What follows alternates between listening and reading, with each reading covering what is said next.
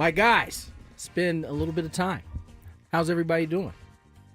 Awesome, Tony. Gwynn Jr., it's great to see you, and goodbye, all at the same time. Right. We know this is your last stop in the studio before you head out for another great baseball season. But, yeah, we had a, pretty good week last week. Skraby and I muddled through, and hope you got a little rest, because I don't think you're going to get much rest from here on out. No, it's going to be full steam ahead starting tomorrow morning. Yeah. I will say I was very happy as I sat on my last few free days as a human being to see that you guys actually had something to talk about last week. I was very happy for you guys as I saw the news break. I got to, participate on the Connor Joe signing.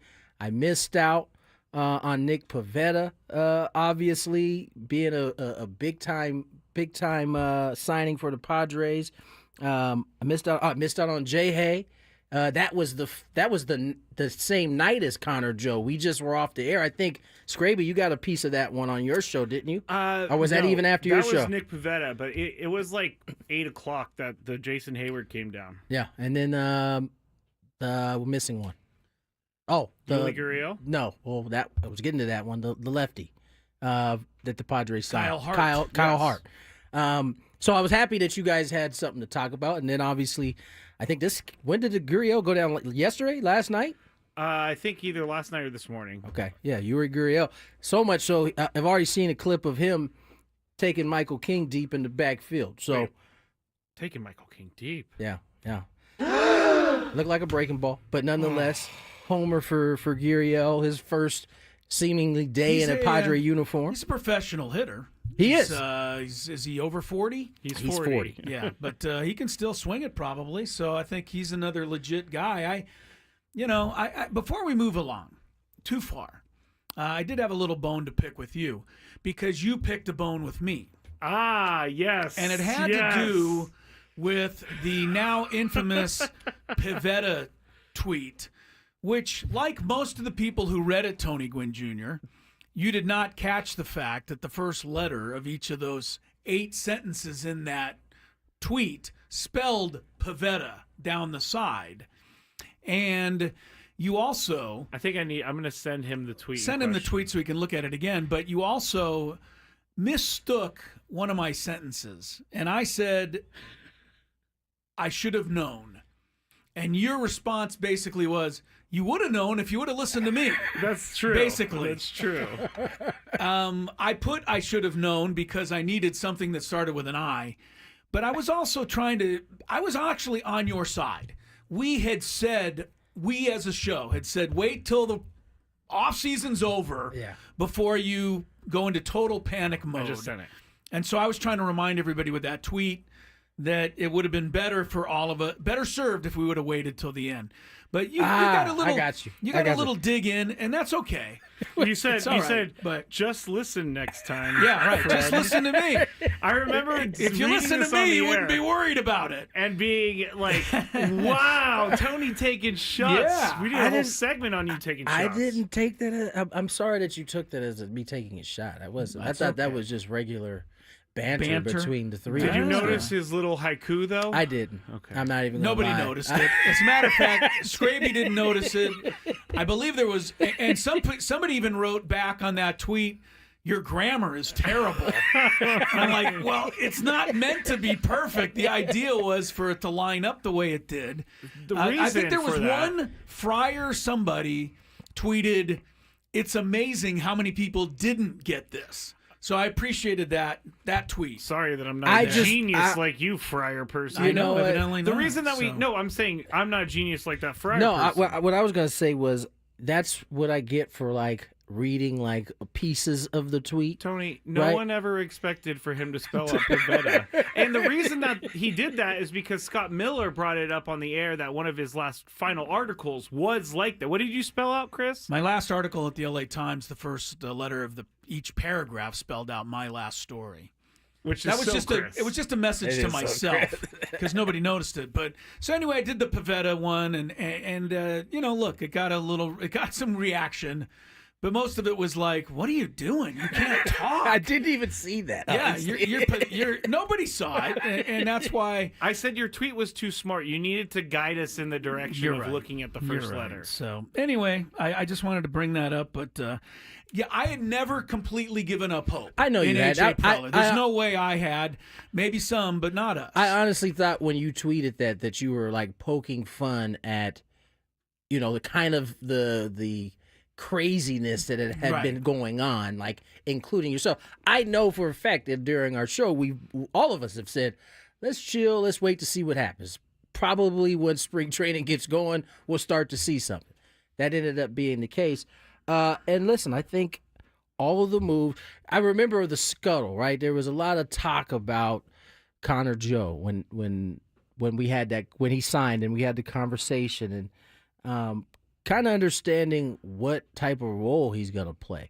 I think for the roles that everybody is going to play that recently signed, I think there have potential to be great fits there, which is really, I think all the Padres are really asking for, is for those pieces to fit as well as possible. Will that happen? I think time will tell, but I certainly like the prospects of all the signings. We remind everybody that the Padres came into this season, even without the recent signings in the last week. Let's go back before they had Connor Joe and Jason Hayward and Gurriel and, everything that they've added here, that they still had a quality squad of superstars. What they needed was to fill in some pieces in and around those guys. I think AJ's done a pretty good job of it. Pivetta was the one expense they chose to make. And, if he pitches like the analytic people tell you he can pitch, Tony, we're in great shape. If I'm not mistaken, Because everybody says he's the greatest, got the greatest stuff and this, that, and the other. His results have not been as good as those analytics would suggest, but a lot of guys get with Ruben Niebla and they make a little cross over the line there. Here's the 10,000-foot view argument on Nick Pivetta. He's got a career ERA that's close to 5. And so it's not that close to 5. Isn't it 4.7? I think, well, let's look. While we're arguing. Yes, while we're arguing. Or discussing. Padres played Boston in July last year. Is that when we went? Because I'm pretty sure Pivetta pitched in that series. Yeah, 4.76 career. You're right, Scrabe. It's a little higher than you would like to see. So that's the main argument, Tony. Well, That his numbers in the past have been a little high. Well, an 8-year sample that says 4.76 tells me that he's got incredible stuff. You look at some of his appearances last year, Tony. He got torched by the Padres, actually. 4 innings, 7 hits, 5 runs. Right. But you look at some of his other ones, 7 innings, 1 hit, 10 Ks. This guy's capable of that, too. What I do remember about that game is the Padres, they wore him down. Like, they got to that 5th, and they had an explosive inning. I think they batted around in that 5th inning. Prior to that, he really was going well. He had given up 3 hits to that point, and then that 5th inning came, and the Padres had seen a lot of pitches that game from him earlier. He ended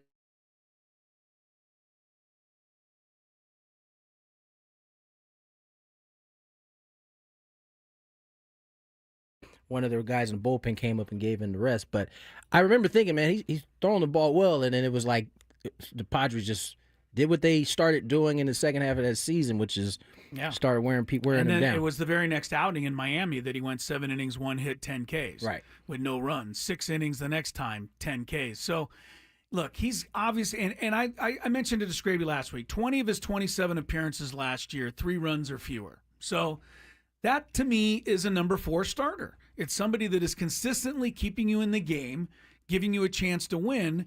And despite the fact that he himself was 6-12, the Red Sox were 14-13 when he pitched, which tells me that he keeps them in the game, keeps you in the game, gives you a chance to win the game.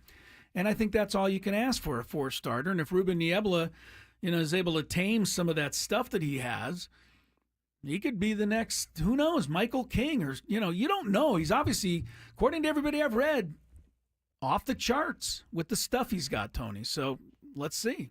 Yeah, I hope it works. Listen, I think it's exactly, you can. I think you got to highlight the creativity in what we've seen from AJ too. Whether it's Michael King earlier, getting him to kind of free up some space with the way he structured this deal to Nick Pivetta's deal. Being able to kind of push, I guess, kick the can down the road, if you will, in terms of when that salary starts to actually hit in order to get him on this roster for this year. And so I would expect to continue to see. Did they defer money? No, Scrape? so I'm just making sure. I don't want to hear the word defer in Skraby's presence. No, but That's all I'm Alex Bregman saying. deferred a little bit. All right, a little bit. Well, let's keep it on our club for now. the word defer is just. Are you surprised that they? Because my immediate thought, because I broke the news here on 97.3 The Fan on the Skraby Skraby's show. taking all credit. I think you told us that already. He read the report. Yes, which is breaking news to people. It's not. I didn't claim that I was breaking the news. Anyway, it's all good. Anyway, the first thought I had was, wow, they spent some money.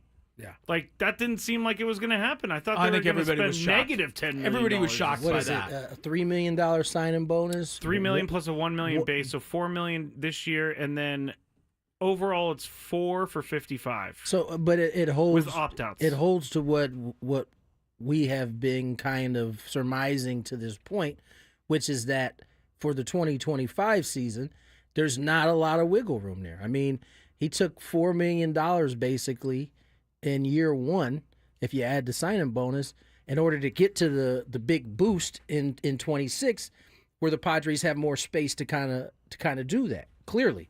And so, I think for now, this is the Padres will go as is. Maybe I add around the edges, but I do think there could be a. You got one more move, you think? I do think there could be an expiration date in terms of they're going to see how this plays out until the break, and then kind of go from there. Where are the Padres at? How are they playing? Who's doing well? And that could determine what happens from that point on. I'm, other than a trade, I think that we could almost name the 26-man opening day roster right now. It's pretty close. All right, 220. You're going to do that. I will. 220. Oh, challenge accepted. Wow. Yes, he did. And since we're at 213, we might as well. No, we got to get going. We got to get to the break. Oh! He has it written down in his microscopic handwriting. He does have to spoil his handwriting. Why do you have to make fun of every little thing I do? I didn't make fun of it. I just said I pointed out a fact. You said microscopic. Is that microscopic? It's small, but you threw a little needle in there. This is how we're starting the week, guys. Let's get to break. More Gwynn and Chris on the other side. We want to treat you to a night in our company suite with 20 tickets for you and your friends. No way! Are you kidding me? Register at 97.3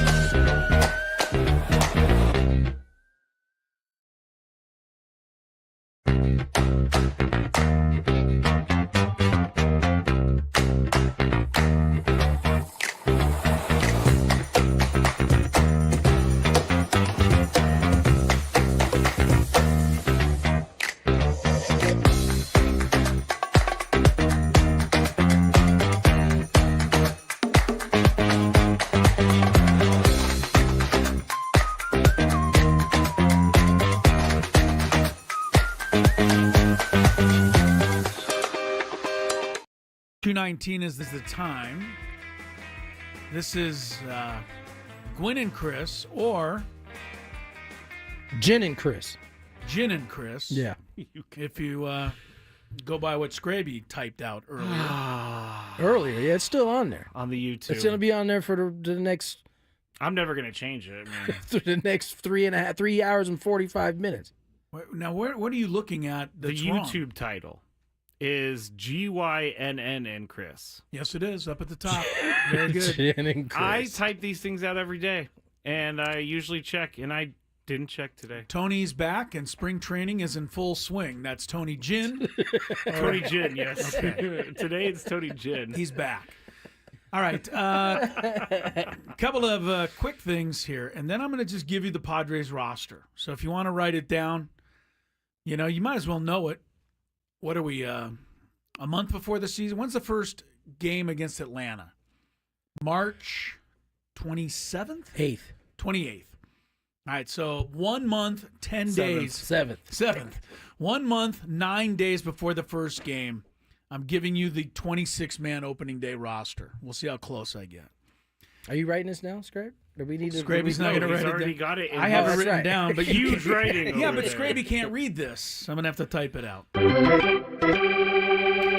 Real quick before I get to it, I just wanted to say that the Aztecs play tonight, Fresno State. We're going to have UCSD coach Eric Olen on our program. Looking forward to this. UCSD has been playing great basketball for quite some time. So he's coming on in about 20 minutes. Looking forward to that, but we will talk Aztecs later. We also have to take a little look ahead to the weekend because our second major professional sports franchise will begin its run. SDFC opens up in L.A. Sunday. That's right around the corner. It is right around the So corner. we might, we'll go to Tony for some soccer talk later. I'm all for it. Good. I'm all for it. All right, here we go. Where do you want me to start? You want me to start with the position players? Go with the position players. Campusano and Diaz will be the two catchers. Obviously, Sullivan and Maldonado will be competing for that, but my prediction would be Campusano and Diaz. Starting infield is Arise, Cronenworth, Bogarts, and Machado. Starting outfield, at least against right-handed pitching, Hayward, Merrill, and Tatis. That's 4, 7, 9 right there.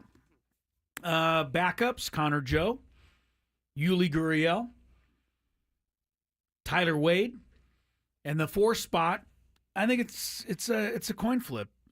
Eggy Rosario or Gavin Sheets. So I think there is a Which one are you going with? I'll go with Eggy. Okay. I say like Sheets Eggy. doesn't make it. So you're at third. But 13. you think Yuli 13. Gurriel does? I think Yuli Gurriel will make it. Yeah, I think he's Okay. I think he's the guy. That's 13. Starting 5 on the rotation, I think it'll end up being Cease, King, Darvish, Pivetta, and Waldron. I understand that Hart, Vasquez, Brito will and may have something to say about that 5th spot, but I'm going Waldron. And my relievers. That's 18. All right, I've got 8 left. I got Tony's like holding me accountable here. Suarez, Jason Adam, Estrada. We got some lefties in there, Morejon, Hideki Matsui, Wandy Peralta. I think Hoeing is their 7th reliever. I don't know about the 8th. There's a lot of candidates. I know I got to make a To be decision. fair, you said you could almost name your 26. Yeah, That's it's 25 the right last there. spot. Give But him any out. Nah, that's what he said. I'll go Alec Jacob for the Alec final Jacob. spot. All right. They've shown him punching a few guys. All right, so that's Gets my you 20 misses. 26. So But, who was left off on the position player part there? Sheets, pretty much. Sheets. Purcell? Sheets is Brousseau. Brousseau. Let me see. I need to get a roster in front of me before I. Turso or Nellis? Turso or Nellis. Sullivan. Yep, Sullivan. Maldonado. Maldonado, that's 6. Yeah, I mean, Okay. there's other guys, obviously, and, it's not. Question, Scrape. You might be able to answer. Does the Sheet sign a big league deal or a minor league deal? Oh, that could be a factor. That is a factor. I am not prepared to give you a definitive answer. I will Fair look enough. it up. Fair enough. I will look it up right now. I know Gurriel signed a minor league deal. Yes. So that'll I'm feeling Gurriel makes it. Because Brandon Lockridge is another name. Oh yeah, Lockridge is that another is in the one. hunt. He's on the 40-man. So, and there's plenty of pitchers that I didn't mention. I didn't mention Sean Reynolds. I think he gets in on the roster. I think he's one of the relievers. He might be the 8th guy instead of Alec Jacobs. Stephen Kolek's not in there, based on my predictions. Tom Cosgrove's he's been there. Johnny Brito, Vasquez didn't make it minor league deal. in Minor mine. league deal. Sheets. Gavin Sheets, yes, Okay, minor so league deal. it looks like, my guess is Sheets and Gurriel will be competing for the last same spot. roster spot because All right. they both do the same thing: play a little first base, DH. Yeah, So same type guy. I'll pick Gurriel. You're going Sorry, with Gurriel. All right. That's my 26. We'll I'm see gonna how go close Sheets. I get. I bet I'm in the hunt. I tend to lean, I guess, guys that we might not know what they're capable of. You already know what Yuli Gurriel is capable of, right? Yeah, I think he's been in the league, different parts over the last 3 years, and he hasn't quite gotten back to that level that we saw he's not in Houston. the Houston first And he's baseman 40 now, of so the World Series days. we'll certainly it's good to have the competition, because for a minute there we didn't even have guys that were competing Yeah, at he that played point. 18 Gurriel games only got last year. 54 at bats. Yeah, with Yeah. Kansas City, didn't do much. I remember watching him at Kansas City. His bat is slowed a lot, so we'll see. Although like I said, he homered off a King today, so maybe the bat is back to being youthful. Jason Hayward was a move that I wasn't happy with, but the more I read about the guy, the more I like him, and the more I think that he is perfect for the clubhouse. Maybe, and if he plays well, then that's great. But I honestly don't know that this team now needs the clubhouse guy, clubhouse guy, but I think he fills a good platoon card that they have set. Where I he gets also to don't face- think he's going to mess up any chemistry. Absolutely not. Right? Absolutely so not. That's a good deal. He's a good professional guy. He's a pro for sure. I did mention that I don't know that I'm ready for 75% starts by Jason Hayward. I think that he's going to have to do a little bit more than he did the last year or two to earn that much playing time. I don't disagree. But right now it sets up that he would get more of the time because he's left-handed and there's more right-handed starters. We'll see. I mean, they've got some options now, and Mike Schilt is going to play the hot bat, I'm Right. sure. Right. Just like any other smart manager would do. Do you think Eggie can start in left field and just beat them both out? Well, I heard Mike say that he's going to extensively be given a shot in left field. I know. I have my questions in terms of how well he moves. I know once he gets to it, he'll be fine. It's just the routes. Got to cover some ground. Got to be able to defend that position. He's athletic enough to pull it off. We'll see. He's got a short period of time. I know he worked on it a little bit last year playing some outfield, so it's not like, and Jackson is a rarity, but it's not like he's going on the fly like Jackson had to last year. Even Jackson didn't take the right route the whole season. He was just athletic enough to make up for it a lot of times. Right. I agree. So, It's usually what they say about me in co-ed softball. And it's not a good thing if they're saying that about you. Why does I'm everything- so Softball. athletic? why that does every single thing has to come back to you? Have you ever noticed that? He's feeling himself. He's doing an MC for a little league come coming on. up, so Come on. he's definitely enjoying his celebrity right now a little bit. Okay. I just think it's so uncomfortable when you Okay. start bringing it The up. reason is because no one has ever said that my athleticism is too good, Chris. That's why the joke was made. Understood. We understand that your Don't athleticism turn is red not on us, good man. enough. You're fine. It's hot in here. Getting a little hotter. Yes. All right, we're going to talk some basketball, college style, with UCSD head coach Eric Olen. He's next. Talk about the big run that the Tritons are making right now, and get into that when we return on Gwynn and Chris, or Gynn and Chris. Ben and Woods on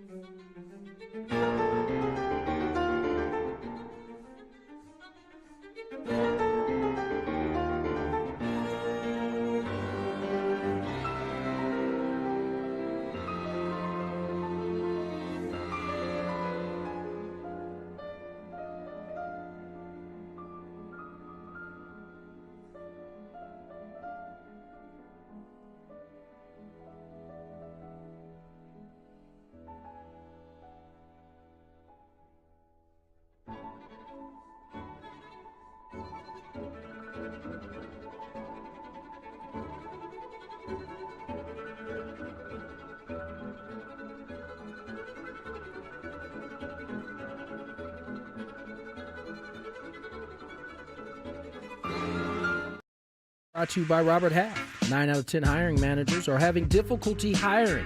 Robert Half is here to help. Our recruiting professionals utilize an award-winning AI to connect businesses with highly skilled talent. At Robert Half, we know talent. Visit roberthalf.com/talent today. Gwynn and Chris, 2:35 at Skraby as well. Eric Olen, UCSD's head coach, basketball coach, will join us here shortly. They're having a tremendous season. Looking forward to chatting it up with him. Aztecs with a nice victory over the weekend and Bounced back in a nice way, too. Yeah, well, we were fortunate enough to have our guy on the program last week, Nick Boyd. And I heard. And the one thing Nick said was, which everybody already knew, was we got to get out of the gate and Play not better. get behind by Right. 20 points every game. And they took it to heart against Boise State, and then they just kept on going. I mean, their defense was incredible. I mean, Boise State scored 23 points with 12 minutes left in regulation. Yeah. They only had 23 points. I mean, and Boise State averages like 75, 80 a game. So, and what did the Aztecs block 10 shots? Yeah, it seemed like the right kind of win at the perfect time for What them. they needed, yeah, for sure. I did hear, though, you asked Nick Boyd about your favorite Aztec moment. How did that go? Did he take He it? smiled and Smile through the phone? you could tell. He seemed to handle it all right. I mean, could look, tell. I hate to tell you, but there's a picture right over my shoulder of Lamont Butler hitting the is. game-winning shot, and the guy reaching up to try to block the shot is Nick Boyd. Yeah. There's nothing that can be done about it. I mean, he's just, he's on the good side now. That's all. He had to know he was going to hear that question at least once when he decided to come Come play a on. bit Aztec. Yeah. I mean, yeah. So, Definitely once. Maybe not on the radio, but definitely once. It was a good question. The way Chris frames it, he always frames it in a good way. Playful manner. I did not try to embarrass him. No. In fact, I tried to compliment him. I said he was the guy who made the first 3-point shot of that game. He opened the scoring Yes, he did. in that game. And then later That's on, all. you gave up the game-winning shot. I didn't say that. I did not say that. If you're looking at the picture of him, he's in pretty good defensive position, so it's not like he's out of position. No, it was Yeah, a it's hell of a not, shot. but it also is he's not getting to that shot. No, he right? barely jumped. he's not close enough to really contest it. No, I but, still remember when that shot went up, I thought it missed, and it I was think just everybody thought it nothing but missed. net. I the think fact that's- it hit the net shocked everyone. It's like, oh my God, it went in! Yeah, I mean, Jim Nance, I don't think expected it at all, no. and it was in. So incredible. But Nick Boyd, Mark Ziegler said something that is very telling because he had been struggling, Nick Boyd, with his shot and with some of his offense. And when Ziegler was on with us, he said, "Look, there's no more important player on this team than Nick Boyd, though, regardless of if he's struggling." And now he's not struggling anymore. He had a great game against Boise State, had a great second half against San Jose State. So he seems to have kind of returned to form. But he's the leader. He's the guy that keeps everybody up and going. And Magoon Guath, Man, 6 block shots. they might as well the call it last the game. Magoon Guaf Award every week as opposed to He's won the Freshman of the Week, right? award. Yeah, Magoon is really coming around. And Tony, there aren't a lot of guys. You can think of a few, at the NBA level, but there's not a lot of guys who can dominate a game with only 7 points scored. Yeah. And he dominated the game He did. against Boise State because they couldn't get a shot. They just couldn't get a shot off on him. He was rejecting everything. So they have Fresno State tonight, and they, this is the game that has been tripping them up. These games against the bottom of the league, where they roll the ball out there and they're down 23-7 in the first half. So let's hope that they've learned their lesson. Well, I don't know if you guys heard Skraby answering the phone really loudly over the air, but it sounds like Coach Eric Olen is about to join us here shortly, Yes. and we can really talk about one of the Was most. I really that loud? Yes. There's no other way for me to do it. There's no other way for me to do it. I know there isn't, but I had to give you a hard time. Let's go to the phone lines. Coach Eric Olen joins us. University of UC San Diego joins us here, head coach of the basketball team. Coach Olen, how are you? Thank you for your time today. Yeah, thank you guys. I appreciate you having me on. Coach Olen, you guys are having a tremendous season this year. I mean, as you guys start to work in the summer to build towards the beginning of the season, what are your thoughts about your team going into that point? Because obviously you guys spend a lot of time over the summer getting prepared for the season into the fall. How did you feel about this team before the season started? Yeah, we felt really good. We knew we had 3 really good players coming back, which this day and age in college basketball is pretty good. You just appreciate the ones you can keep. So we knew we had a good core coming back. We were excited about the guys that we had coming in. We felt like we had the right guys, that we felt like our fit was good. You always kind of have this idea of how things are going to work, and it's never exactly that. It's always a little different, and you got to get on the court to sort it out. But we felt like we had the right combination of skill sets and players, and it was just going to be, well, how quickly can we have it sort of gel and guys come together, and how quickly can we really start to play, close to what we're capable of. And so we were confident in the potential, and then I think we've just been fortunate that it all sort of clicked pretty quickly, and you could feel pretty early on that the way they play, the way their sort of natural inclinations to share the basketball, their just overall decision making, their collective IQ, all just really fit well together, and so we knew we had a pretty good team as early as this summer for sure. Eric Olen has been at UC San Diego for many years here. In fact, you look at the 2020 season, 30-1 record that year, and then we know what happened in 2020 with COVID. But after that, Coach, you went to the Big West Conference with the eye towards being Division I eventually and full time. What did you do differently with your program? Starting at that time to build up to where you guys are now, ready to, get into the NCAA tournament here in your first year eligible. Yeah, the first couple years, the first year was sort of the post-COVID year. I think we played like 15 or 17 basketball games. Yeah. Just pretty abbreviated season. We had some players who decided not to play with all the things, so that year was just sort of the survival for everybody and kind of keeping the things moving. And then from there in the next 2 years, I thought we really learned a lot about the conference. We learned a lot about, our core concepts are not that much different than what we were doing at Division II, but we've had to make some adjustments on the margins on really on both sides of the ball. And I think that those next 2 seasons, the first 2 full seasons in the Big West, we learned a lot about the league, the opponents, what are the things that we're doing that we want to keep and build on and be real kind of pillars of how we play the game, and then what are the things that we maybe need to tweak in order to be more competitive against the teams in the league.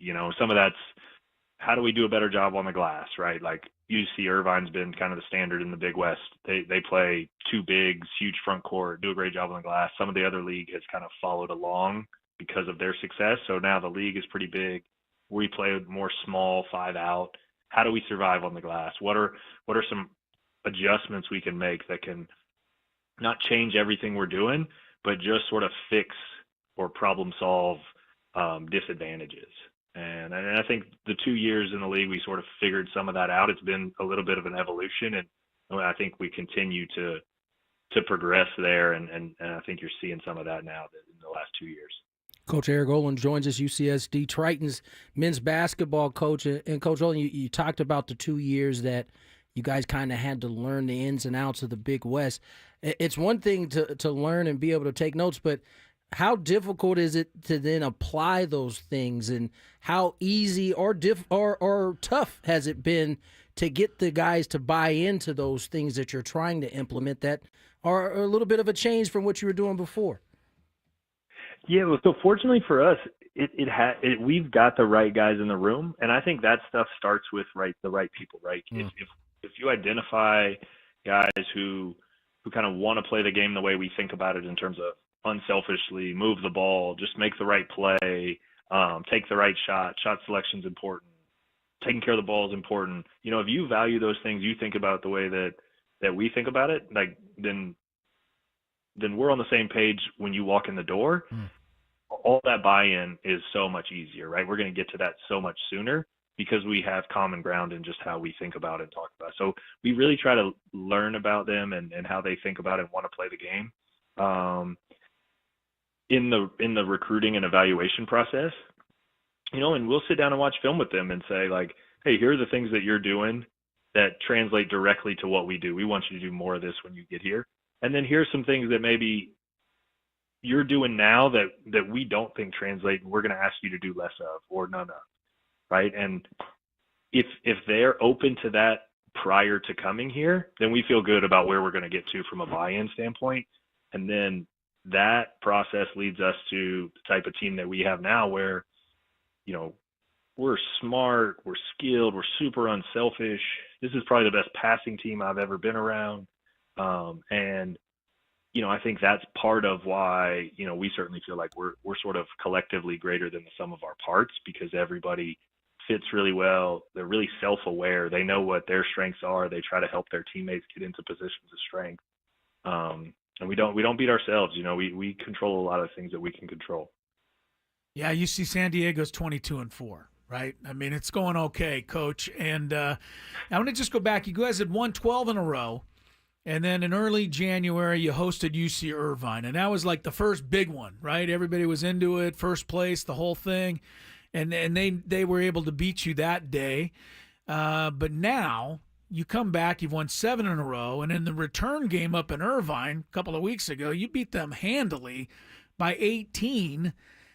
I mean, you got to feel good about where you guys are, you know, coming up right now. I mean, this is as they say, February into March is when you want to be playing your best. Sounds like you are. Yeah, I do think we're playing really well. I think, you know, Irvine's really well coached, really talented team. They're certainly at the top of this league pretty consistently. So we knew that was going to be a challenge coming in. I thought they had a good plan. They forced us into some things in the first matchup that we weren't as comfortable with. You know, but it's something we learned from, and that's, you know, that's part of being a good team is continuing to get better. And this is a copycat type of thing, right? So once Irvine found something that worked a little bit against us, and, you know, we didn't shoot the ball as well, they dictated some of the shots that we weren't as comfortable with, right? Then everyone else starts trying to do the same thing. And so we find a comfort in that because we're seeing it consistently for a few games in a row. So when we cycle back to Irvine 6-7 games later, our comfort level with how to attack certain coverages or where shots are coming from against different defenses is significantly higher. And as a result, we kind of shoot the ball.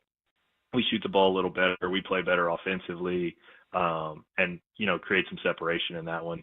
But a similar thing, like the game before we played Irvine, we played UC Riverside, who's the other team that beat us in the conference with similar type scheme. And so then, like, having that success against them just gives those guys confidence that, you know, we understand how to attack different things. And, you know, this is a smart group, and we're playing really good basketball. But the exciting thing for us is that there are still some areas we can improve and continue to get better on the margins. And so we don't feel like we've actually found our best basketball yet. We're going to keep pursuing that, and hopefully that sort of lines up with, you know, a few weeks from now. Speaking of which, Coach, 6 games to go left in the regular season. You talked about improving on the margins. Where are some of those areas you want to see your ball club improve on as you guys come down the stretch run here? Yeah, I mean, I think there's a couple things in terms of, you know, some of the stuff on the glass is something that's always an area where we can improve. We're not the biggest team. We're not the most athletic team. But both sides of the ball, I mean, in games where we've had less success, we have been hurt on the defense, on opponent offensive rebounding. So big emphasis there for us always. Our own offensive rebounding is an area where we could do a little bit better. I always feel like we can improve in terms of taking care of the ball, although we're pretty good there. We're also disruptive defensively. Like, I think we have the best turnover margin in the country right now. So that's another strength for us. But it's really just some of the little things in how versus different coverages, there's like multiple solutions to how we might score, and we need different answers based on what's the coverage, what's the opponent personnel, which of our personnel is in different actions, and being able to apply different solutions throughout games, throughout possessions, with different lineups. That's the sort of detailed margin improvement that you might not notice if you're not really paying attention, but I think those are like the kind of the nuances of the game that you can really kind of steal a possession or two or get an easy basket if you can execute it a little better. And so those are the little things that we're, watching individual film with guys and just trying to help them execute on time. And, when things sort of line up, it's fun to watch. UCSD is home Saturday, take on Hawaii at Lion Tree Arena there on the campus of UC San Diego. If you haven't seen these guys play, 7 o'clock Saturday night might be a good idea for some of you basketball fans. Go out and check these guys out before they hopefully head into the NCAAs. That's what I'm thinking. Coach, I know that's what you're thinking. And I know what everybody else is thinking. How would you guys do against the Aztecs if you played them now? I'm trying to think of a good way to ask you that without pinning you into a corner. But people kind of have been wondering, who's got the best team right now, and you guys have been playing so well.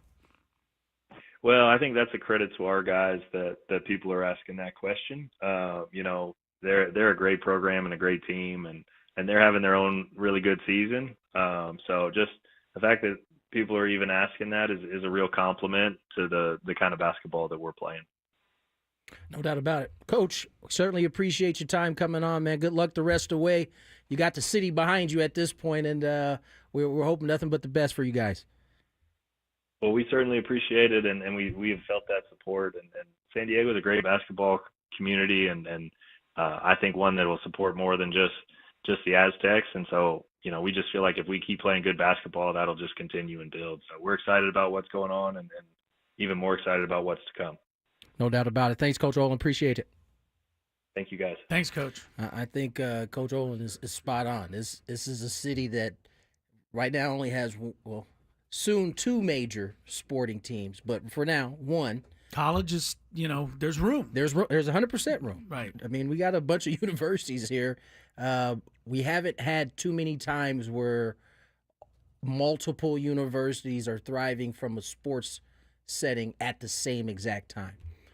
Should be a lot of fun down the stretch. I'm hoping, honestly, that we get both these teams I am too. into the March Madness. And you look at Joe Lunardi's bracket right now, Tony. He's got UCSD as an automatic qualifier because they're in first place. He's got them as an 11 seed, which is not the bottom, right? I mean, 11 is okay. And the Aztecs, as an at-large team, would be an 11 seed as well. So both teams are kind of there, and obviously if they win their conference tournaments, they're in. But we're talking about if for some reason they don't, these 2 teams can still both get there, and that would be a lot of fun. A lot of fun. They did open the season against each other. The Aztecs won only by 5. That's why a lot of people are thinking, well, if they played right now, who knows? Has San Diego ever seen 2 teams in the tournament at once? I don't think so. USD got there a few times, but I don't think ever in the same year as the Aztecs got there. That would be cool to have 2 teams. Yeah, why not? Should happen. All right, let's. Sorry. You got something you want to say, Skraby? No, you said something, and I thought I heard something else. I thought I heard a swear word. You said S happens. No, I did not say S happens. Sorry, my bad. I said, I'm a child. Let's step away and get ready for the second hour of Gwynn and Chris. On the other side, more Gwynn and Chris. I like it. Okay.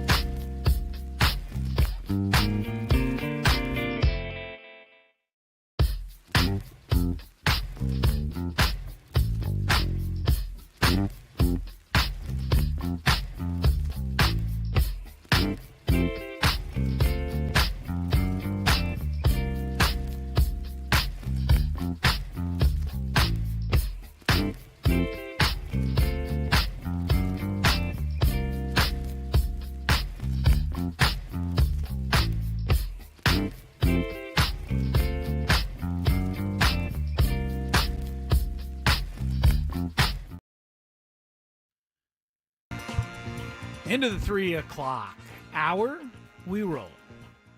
Crisello, Tony Gynn, Gwynn, maybe? Matt Skraby. What is the way they mispronounce your name most often? It's Skraby. Skraby, yeah, that's right. Skraby. Yeah, at least that's still spelled right, though. Matt Skraby. No, it's usually a C. Oh, okay. SCR. The Scrabber. The Scrabber. The Scrabberton. I've heard it all, Chris. Scrabberton. I've heard it all. Yeah, we all have. Scrabberton. 3:01 is the time. Tony's heading to Peoria tomorrow. He'll be on the broadcast. I think first game's Friday. Indeed. First spring training game Friday. I lost my pen during the break. And when I'm Skraby, I'm talking about my Apple pen. Yes, he keeps talking about this pen that's not actually a pen. It's a pen. It's a to keep pointing score. thing. Is it an AI pen or something? Or No. I would love to see the AI pen. This whole AI thing. Is... Write me an essay, AI pen. Go to work, pen. Well, I don't know. I mean, how much longer is it going to be? You're probably right. It's write a not gonna be that paragraph. longer. Please AI write a is too paragraph. much. AI. Can you guys see right through AI? Like script? Text? Yes. I can't Yes. too. I don't There's even zero look. motion to it. The Chat GPT. Chat GPT? Yeah. Did you guys see? Did you know that? How about this? I got kids in high school. You know, kids are trying to use Chat GPT to Of course. pass write off. their papers? Yeah, they're Oh, sure. getting caught left and right. I mean, I never We cheated. all would try it. Let's I be never real. cheated, but they would definitely cross my mind to try. We would definitely all try it. No How doubt. would you? Yeah. How could you? At least have that write it, and then just change a few words and put a little emotion in and send it in. Exactly. It's a whole lot easier than looking it up. My goodness. I don't know. The AI thing blew me away a couple weeks ago. Maybe last week. There was a video out on Twitter of many of the celebrities responding to Kanye West's some of his stuff. Yes. And there were, all these celebrities wearing a T-shirt with negative comments about Kanye on the T-shirt. Jerry Seinfeld, Steven Spielberg, Scarlett Johansson. I mean, names around the celebrity. Come to find out, it was all AI. None of them were actually in any kind of video. I was like, wow, if you can do that, I guess pretty much anything's possible. I've seen lots of videos. I've seen videos of players trash talking their coaches after something happens, and then I'm like, oh my gosh, I can't believe you said that. And then you realize it's AI. It's hilarious. It really is. It's out there. It's out there. fully out there. It's not 100% good yet. Thankfully, because that's how you're able to kind of decide. But how much longer is it going to be? Right. Not long. I mean, they're eventually- working on the little kinks and things right now. Yeah. I don't think our world is ready for AI. I don't think we are. Well, here it is. Get ready. Yeah. All right. We've got a good show lined up. Thanks to Eric Olen. That was fun. UC San Diego. They deserve to be in our sights as they roll to a 22-4 first place in the Big West. Looking to go to the NCAA tournament. Like I said, they'll be home Saturday. If you haven't had a chance to see them play live, plus Lion Tree Arena. Talk about sitting right down on the action. Right, you're right there. Yeah. So I recommend going to a ball game there and seeing that team play. Also, Eric Olen, very good at answering the who would win between you and San Diego State question that he probably knew was coming, and he was ready with. Like a pro. We're just pleased to be mentioned in the Like same breath. a pro. Very well done, Mr. I mean, Olen. that is the correct answer, but deep down, part of me would have been like, Oh, yeah. I wanted to hear him say oh, we would have won 70-40. Yeah, they were lucky they got us. You know what's great? That is you want the drama. I do, of you course. want the drama. I love the whole argument of whose team is better in San Diego right now. It's We don't fun, have that it's fun to argument. have the conversation. Exactly. We haven't been able to do that in a Well, while. I am, with all due respect to Mr. Olen, take the Aztecs. Me too. Sorry. All right, let's get to. I'm a Triton. You're now a You're in Triton. you're in everything. Yeah, right. I mean, Whoever's better. You carry anybody's flag. Get us to the Daily Gambit. Do you like money? I think about money a lot. Do you like money without doing anything? Winning. Do you want to make money while watching sports? I think Washington is immortal luck. Washington! Woohoo! If you answered yes, this is your segment. Just don't blame us when you lose. Nothing is ever your fault. It's your game. Take it. Gwynn and Chris go through the top bets of the day in The Daily Gambit on 97.3 The Fan. Daily Gambit is our daily sports betting segment here on Gwynn and Chris. Please, everybody, gamble responsibly. Jocelyn says, before I knew about AI, I thought there was a group of really cute, chunky baby models walking the runway with adorable costumes on. My heart broke when my 13-year-old son said it was AI. It was fake. Yes. There were babies walking down the runway. Yeah, it's not all doom and gloom with AI. No. They can trick you with the good stuff, too. They totally can. So, all right. Let's get into the bets from last week. First one, UCLA at Indiana. Looking up these scores, I completely forgot what conference UCLA was in. I know it's hard to find UCLA I now. couldn't find it for the life of me. And I was like, Big 12, Pac-10, I don't know. Finally found it. UCLA ended up winning 72-68. Indiana UCLA was a keeps favorite. rolling, huh? Yeah, -1.5. Chris went Indiana, I went UCLA. Nevada -7.5 at San Jose State. Both of us chose San Jose State, and Nevada won by 15, 73-58. Northern Kentucky -6.5 at Green Bay. Chris chose Green Bay. I chose Northern Kentucky. Northern Kentucky wins 73-60. Green Bay's lost 20. Is that the Green Bay? No, I of, thought they won yes, it is. recently. Doug? Not that I know of. Oh, Let me look it up. Go ahead. Keep Okay. giving scores. I don't think they've won. okay. Oh, then I was- wait. They I did. think They won their yeah. last game. They have I a saw. one-game win streak. Yeah, I saw. That snapped like a gigantic losing streak. Okay. Yeah.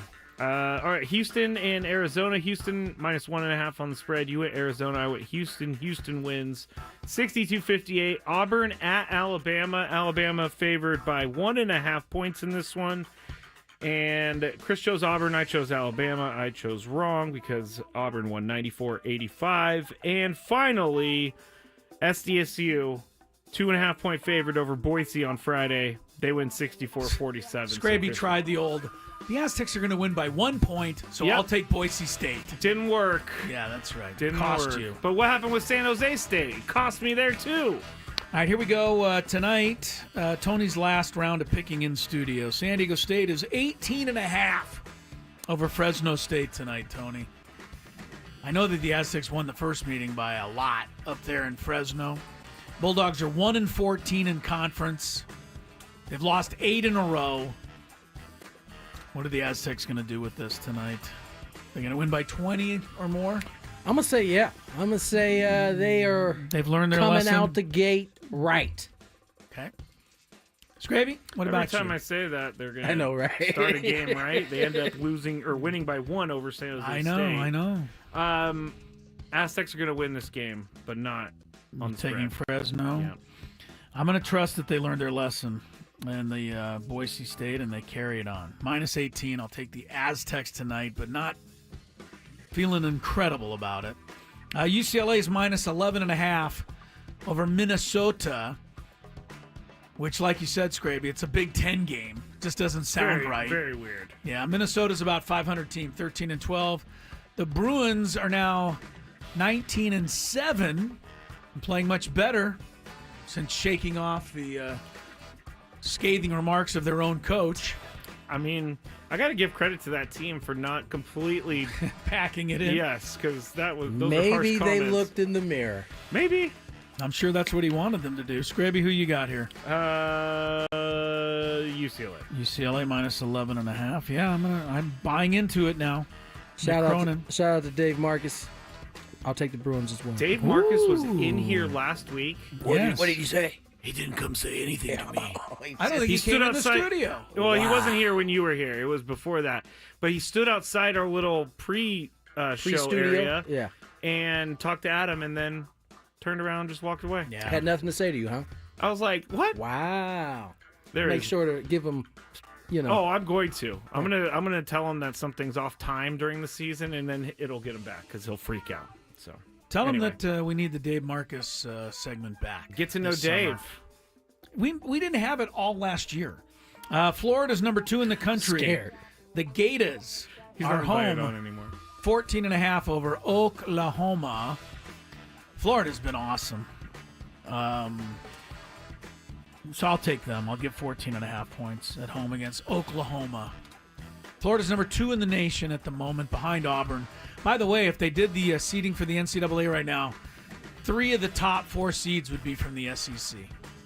So they go down in football, they pick up in basketball. Is that what's number going on? 1, Auburn would be a 1 seed, Florida would be a 1 seed, and so would Alabama. They'd all be 1 seeds. For SEC to not be good in one sport. Tony, who do you like here? Florida minus 14. The Oklahoma's 3-9. Yeah, give me Florida. In conference. The Gators. Sooners not having it. Chomp, chomp. Scrape, chomping. I'll go Oklahoma. You're going to go Boomer Sooner. Where the wind comes sweeping down the plain. UConn minus 8.5 over Villanova. I just have to put that in so I can root against Hurley. Your guy. He's in 4th place in his league. Pretty bad for the greatest coach ever to lace him up. That's what he tells the referees. No kidding, man. He's 9-5. He's behind. There's 3 teams ahead of him in the league. But he's the greatest coach ever. Apparently so. Tony's first here. 8.5. Villanova won the first meeting at home. Give me Villanova to keep it close. Again. Scraby? I've bet against them too many times. I'm going to UConn. UConn. I hate to go with UConn, but they're going to have a little revenge on their minds. Michigan State, 3.5 over Purdue. These are the 2nd and 3rd place teams in the Big Ten. Michigan State's in 2nd, Purdue's in 3rd. Michigan is in 1st place, but not ranked. Interesting. Which makes very little sense. Michigan is... shout out to the AP and the coaches. Yeah, what are they looking at there? Michigan's got the same record as Michigan State, but they're in 1st place. Michigan State's ranked 14th. Michigan not ranked at all. No explanation. Purdue gets 3.5 at Michigan State. I'm up first, right? Yes. I'm going Michigan State. Michigan State. Izzo. I always like Izzo, but the other guy's good too. Painter. Purdue. Purdue's lost 2 in a row. They bounce back. I'll take Purdue. Tony? Michigan State. Michigan State. We have one last one to sneak in. BYU minus 2.5 over Kansas. Another team I love to root against. Kansas and BYU. I don't know who to pick here, actually. Oh, this is an easy one. First, Kansas has got to. Kansas is having a terrible season for a team that began the season number 1 in the polls. They're in 6th place. That's another why, reason that's why it's why so stupid. Exactly. Yeah, right. We hold it up every year. You get the benefit of the doubt to start the year, and then you keep falling in the ranks. They had so many losses that even the voters were like, "Listen, man, we can't." No, they're still ranked. Kansas is still number 23. They're still ranked. You're still hanging in there. All because they started number 1. 100%. I get you. 100%. I'll take Kansas because I can't root. I for refuse the to other root for BYU. Give me Kansas too. Scrape. I don't like either. I don't either. I'll go Kansas. All of us. All right, lots more coming up. We got some fun stories, kind of a potpourri of some cool stuff that happened over the weekend. We'll share it with you when Gwynn and Chris returns. From the 855 Get Rock.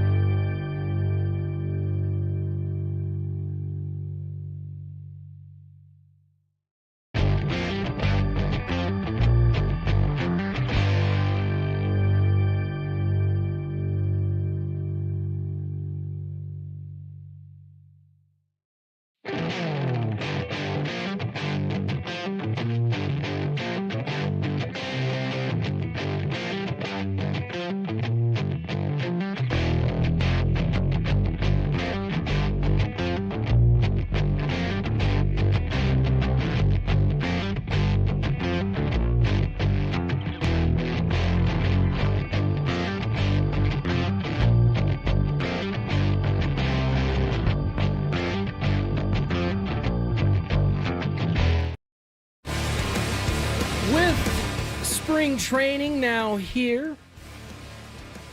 We got some fascinating storylines kind of percolating across the league. Percolating. Yeah, it's bubbling, if you will. The Red Sox are like a they're like a soap opera already. They haven't even got going. It is. I mean, TMZ is camped out there. They don't need to go anywhere else. They are there with the mics. They are camped out there. ready to get whatever anybody's offering. It's been back-to-back and everybody's days. giving up stuff.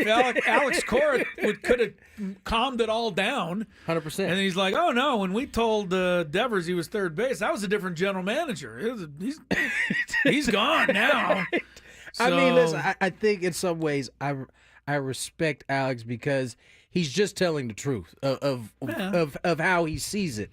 We'll get into that here shortly, but Eric Greupner met with the media today and was peppered with quite a few questions, one of which being he was asked about the realistic payroll figure for the Padres moving forward. Yeah, it's a good question. And we've said for years that, we increased payroll and spending to give our fans and our city an opportunity to do something we've never done before. But that ultimately we knew long-term the sustainability of that payroll was going to be determined by the fan support and the level of revenue we've been able to generate in our market. We remain one of the smallest media markets in baseball. Yet, despite that, our fans have been amazing, and they've supported this team, and we owe them an incredible debt of gratitude. And we're at a level right now with our payroll where we're putting everything that we have, that we can generate in our market into this team. And for that to be a top 10 payroll is pretty amazing, considering the size of our market when it comes to the media market. And I think it's just, once again, a testament to how amazing our fans are and the way that they've been showing up and supporting this team. But we feel like, once again, we have the resources in place to go out and compete for a World Series championship at the payroll level that we're at right now. And AJ has continued to do, really an outstanding job building the roster and finding ways to put together a team that we think can be highly competitive. Wow. That is first of all, everything he says is facts.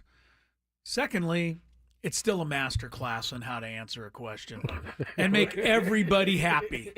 The fans, the media, the ownership, the general man, everything is that is incredible that he can give that kind of, bellissimo. That's all I can say. Bellissimo. That's fantastic master class of answering it, because it's a tricky question. Right. There's a lot of people out there that you couldn't have a high enough payroll for no matter what it was. So, and you have to, it's tricky because you have raised ticket prices in recent years, so people want to hear that you're spending, and that was great. The Padres are pretty consistent in terms of not ever answering that particular question. It's a tough one. What the payroll is going to be. I think in the last 2 years, it has been pieced together via Dennis Lynn, Kevin Acee, and kind without actually hearing a figure. Right. Nobody's told them exactly what it is. They just kind of find a way to figure it out. So you're right. That was a masterclass of answering that question. Everything that he says is right, because you can't expect a small market team to spend a lot of money. That's facts. It's just, that's the fact part. That's facts. But I'm not saying that he's saying any of this. I got the feeling that, how do I want to phrase this? Yeah, how do you want to phrase this, I got the feeling of like, hey, we've spent the money, so just be ready for us not to spend any more money. I think, and that's not what he's saying. That's not what he's saying. I think ultimately what he's saying is we've spent and are competitive. Yeah. They expect the players that they paid to go out and perform at the level that they're being paid at. I think that's what is being said there. That's fair. That's right. And so the creativity in the last month has created some space for them to add on the margins, as they said they would. Pivetta obviously is not a margin. He's a bigger piece because he fills out the back end of that rotation and now allows a competition that was going to be for 2 spots of 5 guys. Now it's a competition for 1 spot in that rotation of 5 guys, and that makes your depth better, just in general. I don't see how you can be a Padre fan and legitimate. You can complain if you're not being realistic and legit, but if you're being a legitimate complaint, I don't think you can make one. Their salary is what Eric Greupner said. It's right in the upper crust. Yeah, and they just went a $55 million contract. I know it's spaced out, whatever you want. Look, it still went across the bottom of my screen and said $55 million. Yeah, so, for sure. They are still spending. And if you're at one of those fans that said, well, they could spend more. Sure, they can. Everybody could. Even the Dodgers, I guess, could spend more. So I think you got to be okay with it. It got skewed because of, let's be honest, what the Dodgers did. Yeah, right. They were able to add to the payroll unlike anything we've ever seen. And it skews what everybody else did. I mean, the Mets probably spent the most after that, and they signed. The Mets spent the most this offseason, period, including because of Juan Soto's big deal. Right. So they spent over $1 billion, and then the Dodgers spent over $1 billion last offseason.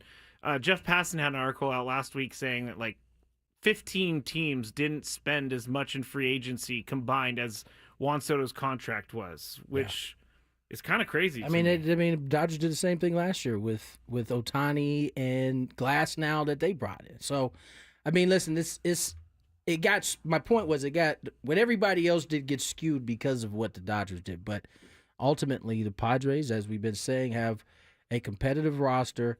What happens now will be based on what they do on the field. And I don't take it. And listen, I always knew this was going to be the case, but it is nice to hear the guys get to spring training and they're being asked this question about, what the Dodgers did. Do you feel like it's been, referencing it being unfair? And I mean, at least the guys you want to hear from, Toddy, Jackson, all basically have said, we don't care about none of that. We got to go out and play our game and do our job just as they did last year, and you see where the chips fall. And I like that. I like hearing that from our guys. Skraby and I asked the veteran beat writer of the Padres, AJ Cassavell. Tony's now in his 10th year. Yes, I do. Okay. Coming into the end. So we now are going to call him. We got it, Skraby. Every time we refer to AJ now, it's going to be the veteran beat writer.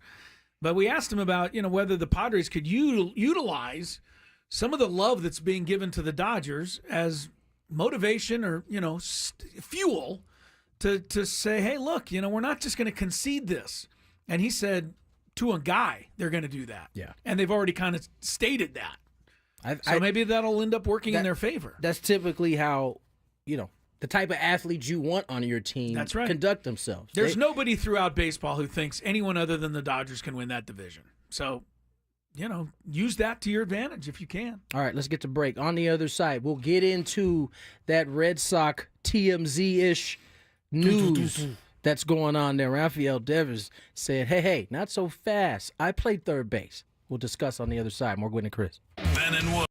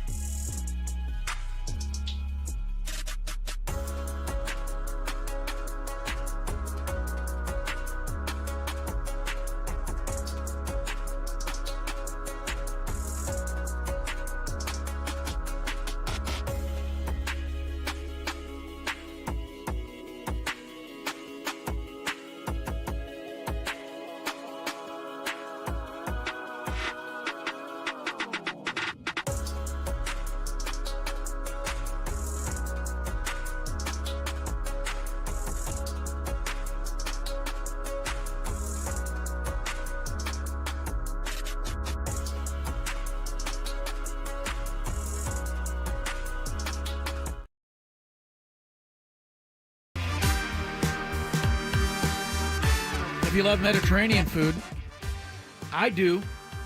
Try Spiro's. Authentic Mediterranean cuisine. It's in Coronado. It's in La Jolla. Or dining, takeout options, spiroscuisine.com. Chris Olo, Tony Gwynn Jr., Matt Skraby, together probably for the final time, at least for the foreseeable. Tony's on his way to spring training tomorrow. Yeah, it's heartbreaking. Yeah, it is. Well, the crying there is the fact that you're not going to be here, and we have to spend time with each other. I know. That's See, Tony gets to miss out on everything when he's away. That's where the crying comes Yeah. in, Tony. Mm-hmm. Don't forget, later 5:30, biggest fan will be announced today. Somebody else will have a chance to qualify for that 20 tickets and a night at the Padre Odyssey Suite. All right, that's at 5:30. Rafael Devers, the soap opera in Boston. They signed Alex Bregman. Everybody said he's the new third baseman. Rafael Devers said, no, he's not. I'm the third baseman. So that kind of kicked it off. Who told Tony. you that? Yeah. And then the funny thing is Devers, he uses an interpreter for his interviews. Yeah, this was funny. And the interpreter said, how about if you play DH? Before he even finished, before the interpreter even asked him, Devers said, no, I'm not going to be the DH.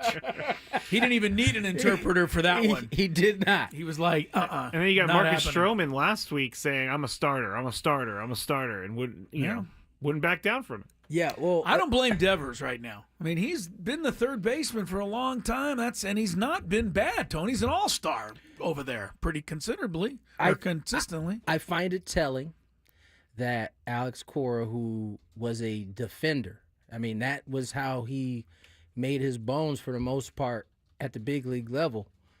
He values that he is not seemingly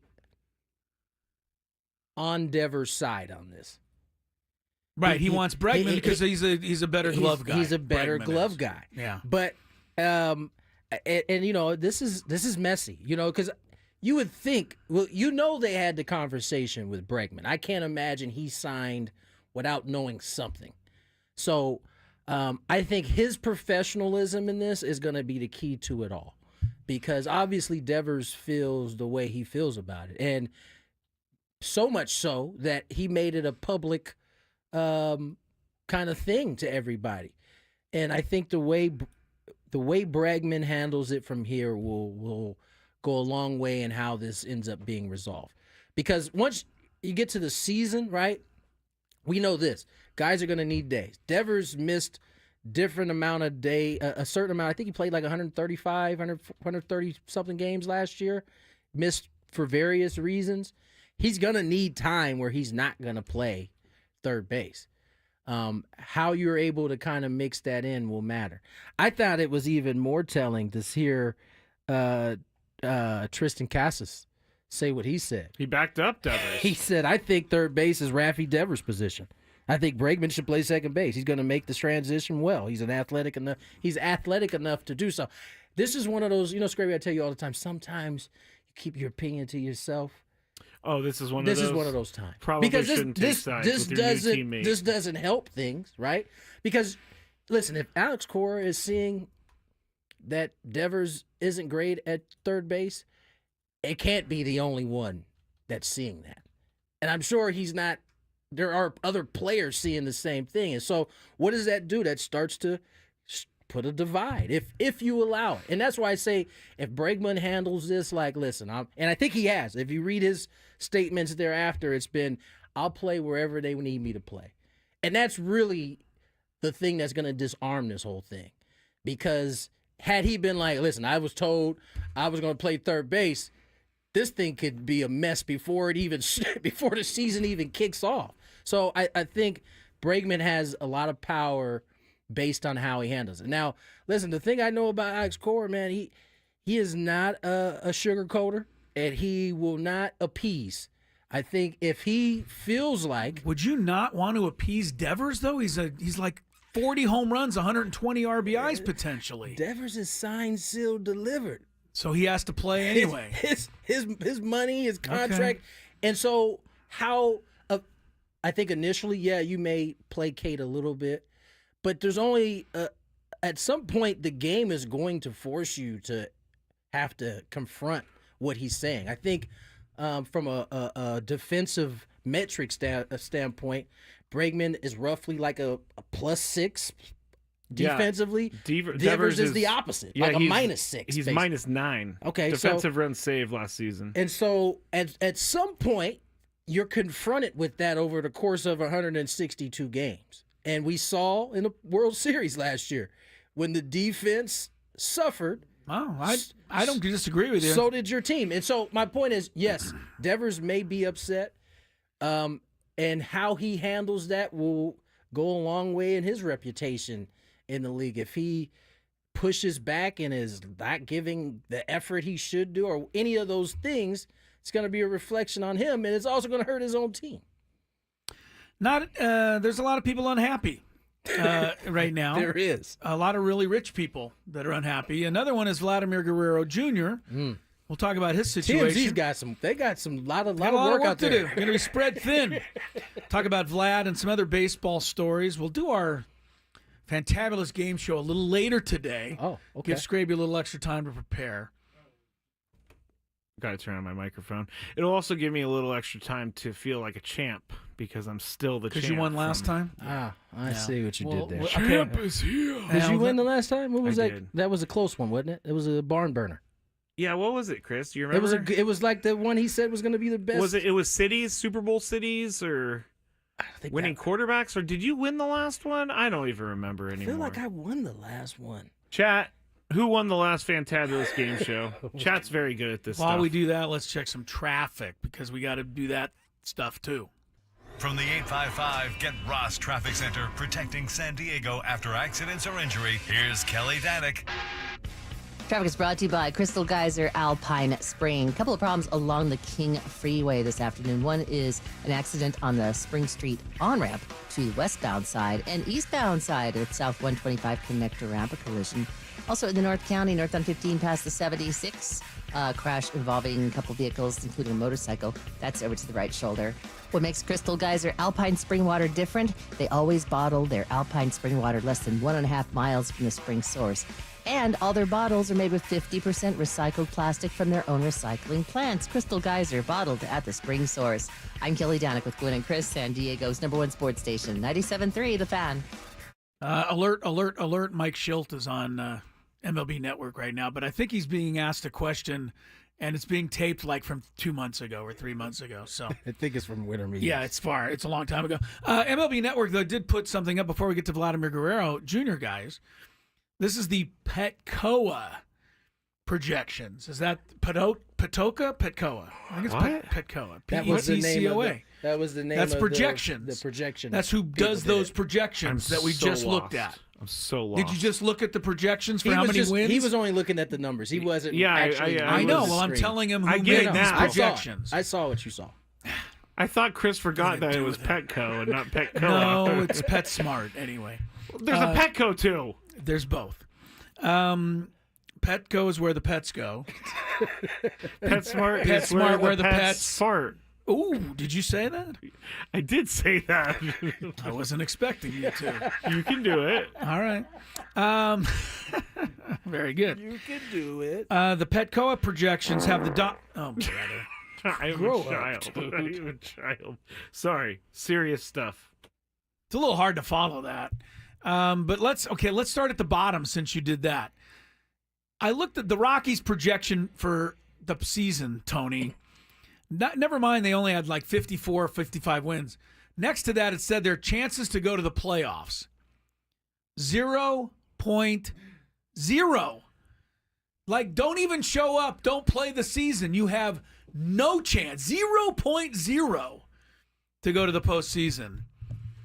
How do those guys even get ready for a season? I know they're getting paid a lot of money. But, hey, you don't read or watch anything. I mean, God, you even think 0.0001 at least. Well, I think the other thing is the other teams could all, everybody could get injured or something. I don't know. That's probably like the most news those teams will make is the 0.0. So That's unreal. you kind of are able to fly under the radar. That's why sometimes those teams when they pop up out of nowhere and they're like playing well, they've been playing with like no house worries. money before the season even started. No worries at all. Yeah. Padres were projected 86.7 on the win meter there, just underneath with the Diamondbacks. So do you remember what they our had the number was Diamondbacks last year? slightly ahead of the Padres in that projection. Was it 83? No. Was it more? I think it was I know like one thing. 87 and a half, I know one thing. It 86 wasn't and a half. 93, It was which is not what they 93. won. No. So they were way over it last year. Dodgers obviously are over a hundo in the win column for projections. Would you make a bet on them to go over or under right now? What, 100? Yeah. The Dodgers? No, 103 and a half, I think, is their actual 103 line. and a half. Yeah, I'd go over. Until crazy. further notice. Yeah. Oh, by the way, did you guys hear what happened to Dustin May last year? He's finally talking about what happened with his torn esophagus. I saw something about a salad. He ate a salad. Somehow it got jostled and lodged in his throat, and then when he finally got it to go through, he said he had intense pain for like 15 minutes. And then his wife convinced him to go to the hospital, and they rushed him into emergency surgery. Did he tear something? To sew up his esophagus because the salad What kind of tore salad? his esophagus. That's one I guess big- it went My down wife's the always wrong way. My wife's always after me to cut my salad up, and I take these massive bites. That'll make you think twice. Yeah, now I'm going to have to start cutting it He up said he has after that a one. scar from his top of his chest all the way down to his stomach. Eee. This is a torn esophagus by eating salad. Right. I mean, you think that's like one of the safest foods to possibly eat. I didn't even think you could hurt yourself with a salad. Wouldn't seem too probable. No. Vladimir Guerrero Jr. today said, quote, "They have their numbers. I have my numbers." And as a result, Vladimir Guerrero Jr. and the Toronto Blue Jays apparently are nowhere close to coming to terms on a contract extension. Last night was the deadline. So he will hit free agency at the end of the season. Yeah. This was the self-imposed deadline. Yes. He says, I'm not negotiating anymore. That's it. So the question now is, does Toronto have to trade him? Will they trade him? Everyone will ask about him. They're going to He's an unbelievable player if you can get him. The worst thing that could happen to the Blue Jays this year is they finally figure it out and get where they're supposed to be, which is like NL East Division wild card, because then it becomes tougher to trade him if you're in it. Now, if they tank like they did at the beginning of last year, that'll be an easy move. They'll move them. Then it'll be time to go. But if for some reason they're good and they're playing well and they're at the top, this is gonna be dicey. Guerrero. They said that he wants to go. I think it has been reported that he has said if he reaches free agency, he would love to play for the Red Sox. Well, bad news for the Blue Jays or anybody who wants to sign him long term. He saw what Juan Soto got. He also then looked at his second half statistics last year, where his OPS was better than every player in baseball except Aaron Judge. So Vladimir Guerrero thinks, hey, I was better than anybody. Yeah, but did you check his stats a couple of years ago? He had a bad year, but he seemingly has bounced back. I like Vlad Jr. He finished second in the MVP voting last year. He finished ahead of Juan Soto in the voting for MVP. We'll see. Bo Bichette's also a free agent after the season. Blue Jays better figure it out. Good luck.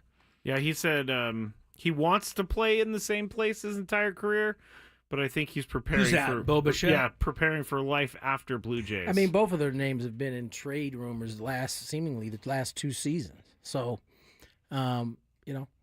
they haven't lived up to the expectation. And this Bo Bichette had a terrible year last year. Yeah, this is compared typically to 2 years ago. what happens at the big league level. If a team, they bring you up and you're a part of what's going to help them succeed, and you have a down year and they don't get to that level, typically the next thing that happens is they move on. They start again.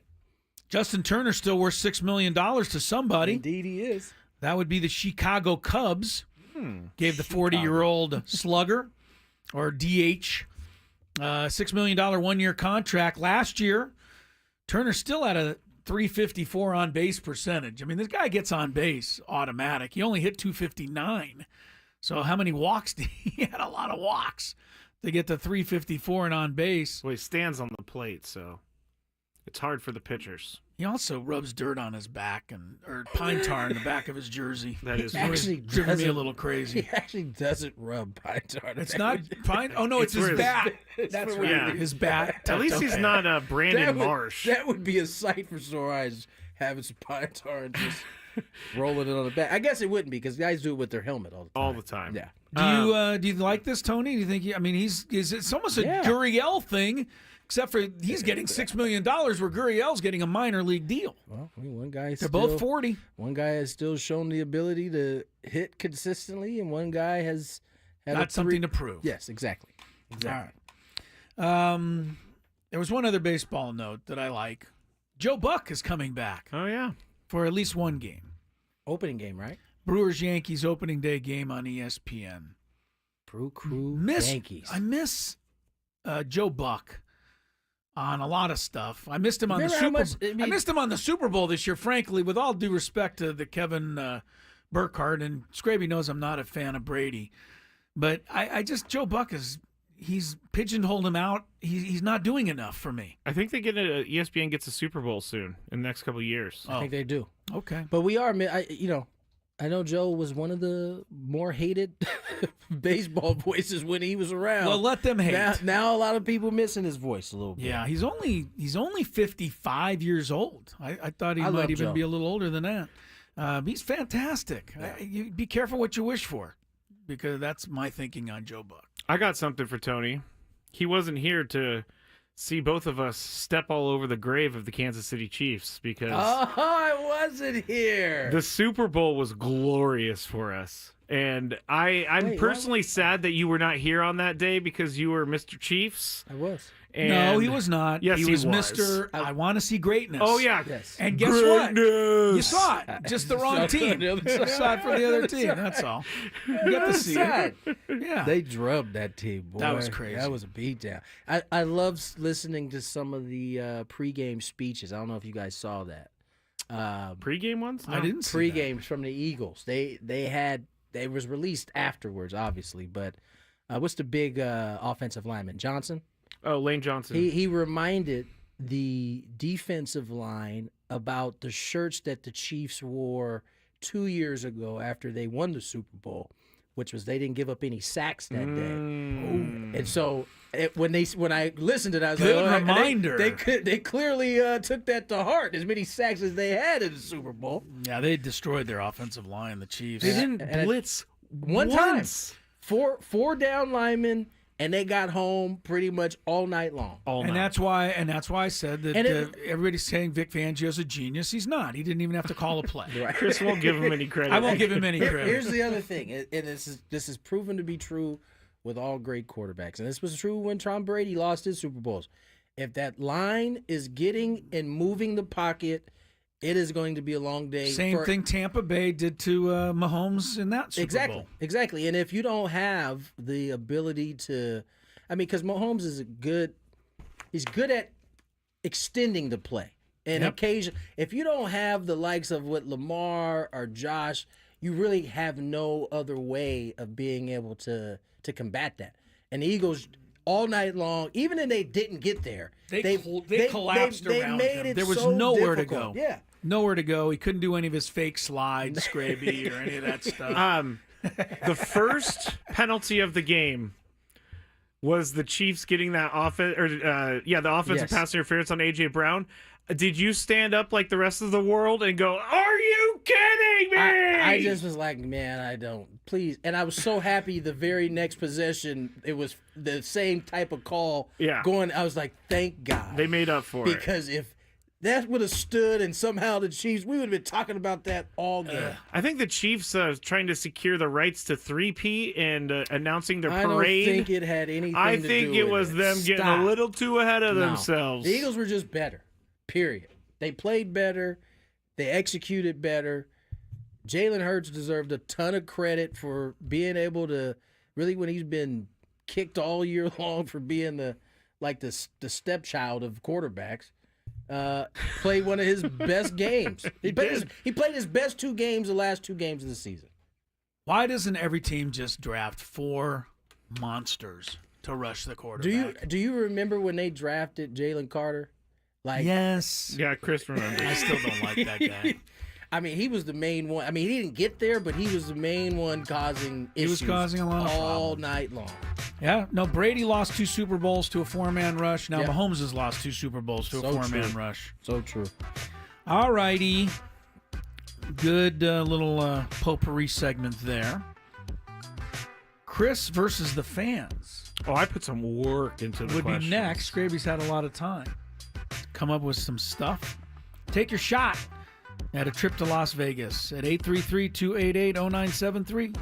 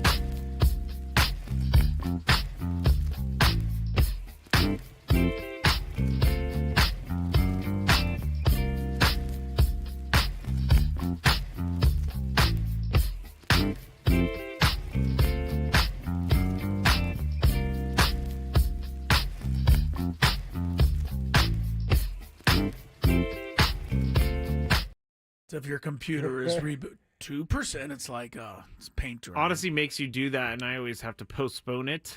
I did not. Nope. Did not postpone it. Now is a great time to right in the middle of the show. Yes, I would like to restart you. Little Chris versus fans, as I said. Should we wait or should we get to it now? Well, let's just get to it. Let's get to it. So Chris doesn't have answers in front of him today. That's right. If you had one shot, one opportunity to take down the human almanac himself, Howdy do. now is your time. Listen to me, this guy is dangerous. Now is your opportunity to win a prize. Well, I hope you know what you're in for. Chris versus the Fans starts now on 97.3 The Fan. And by the way, Skraby, when you say that I have the answers in front of me, people believe you. Yeah. So that takes away from a little of the allure of this segment. Doth protest too much? Just saying, I get asked. You often. get asked? Yeah. Do you have the answers? How do you know all that stuff? Chris literally doesn't even. The document isn't even shared with him. So that's I don't have the facts. answers. The prizes, we have 2 today. And the first one is going to be that Motley Crue qualification. Motley Crue has just announced a brand new Las Vegas residency at Dolby Live at Park MGM, March 28th through April 19th. And you will be qualified for a chance to win a trip to Vegas to see the show live, including 2 tickets to the show plus a hotel stay at Park MGM. Get your tickets to Motley Crue at Ticketmaster.com. Also, you will win a pair of tickets to AEW Dynamite at Front Wave Arena at It says Front Wave Arena. I didn't read this. I just Ron Burgundied. I'm going to read it exactly how they gave it to me.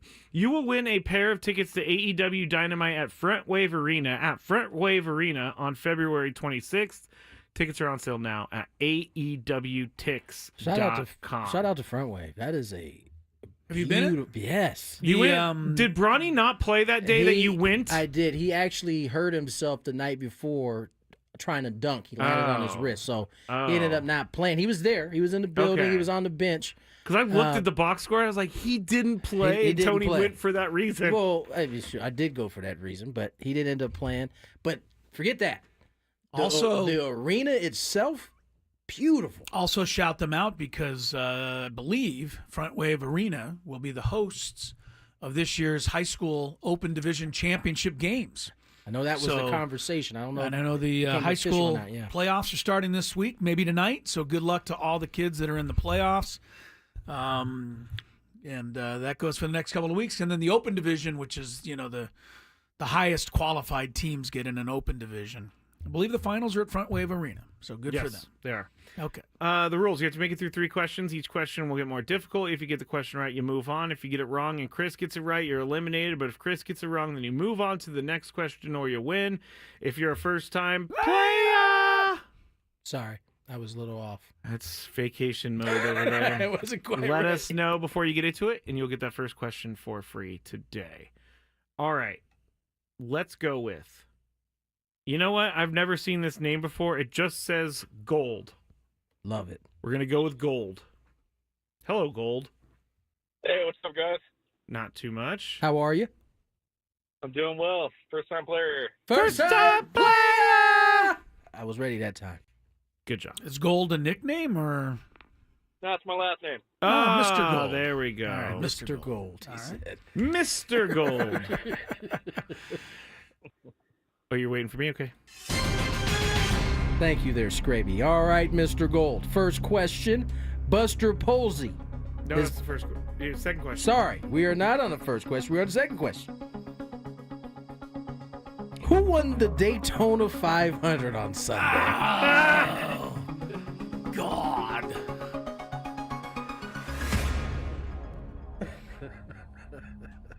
Mr. Gold still there? Byron? He had a guess. Byron Wait, what? Works. That's his last name, William Byron. He got it? He Yes, got it. he did. And that was Really? I think that was too quick for Google. That he was didn't quick. Google that. That was quick. No, All right. Good job, Mr. Gold. Mr. Gold, how did you know this? Are you a NASCAR fan? Yeah, a little bit. Okay. Just I saw that Jimmy Johnson finished third. Wait, what? Jimmy Johnson. Yeah, he like races our guy every once in a Jimmy while, Johnson. Yeah. I mean, he's 49-year-old Jimmy just rolled Johnson. out after 49-year-old Jimmy Johnson finished third. Some of these team owners will hire drivers to No, drive I their get car. that, but he just one a year, still- one or two a year. Just rolled out of bed and hit third. He hit third. At Daytona 500. I mean, he's one of the greatest drivers of all I'm time. saying, But I I ain't mean, heard this Jimmy isn't- Johnson's name in a long This is time. pretty good to just roll out of bed, finish third. That is true. I don't care There who was you a are. lot going on at the end of the race too, with crashes and green, white checker Flags. finishes, stuff like that. Green, white, and checker. Well, no, because finishes? they go green, right when on the last lap, if they go into yellow, then you get 3 laps. You get green, go, white, last lap, and then checker. Anyway, there was You a know lot what I going just on. heard? Blah, blah, blah, blah. I For real. figured. That's why I stopped. All Good right, job, here- Mr. Gold. here You're we on to go. the finals. Mr. Gold, last question. I love this question. Who is the only Padre with a multi-homer game on opening day? On opening day, multi-homer game. That's a great question.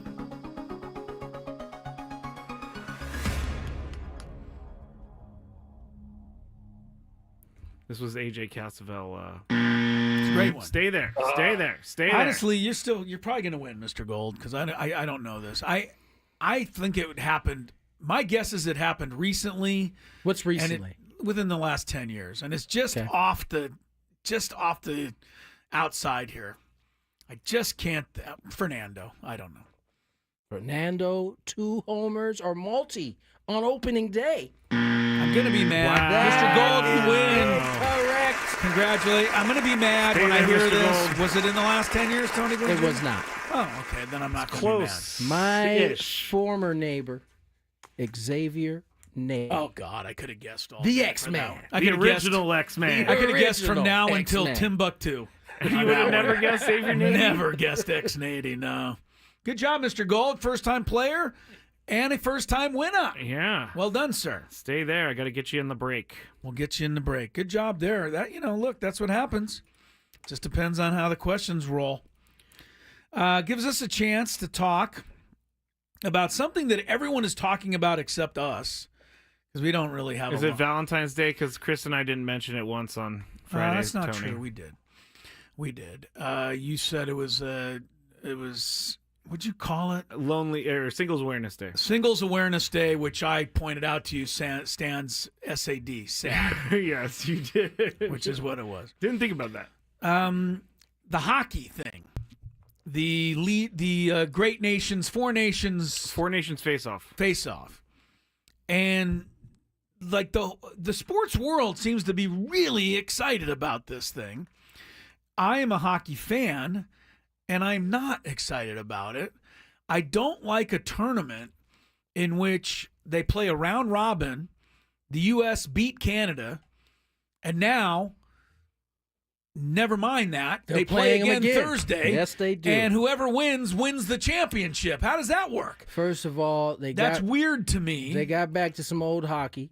The first one game, there was 3 fights in the first 9 seconds. The puck hadn't even fully hit the ground yet. I know. Before there was 3, not just fights. Knockdown dragouts. Fisticuffs. Yes. They one, then they restored order, dropped the puck, another one, restored order, and then another one.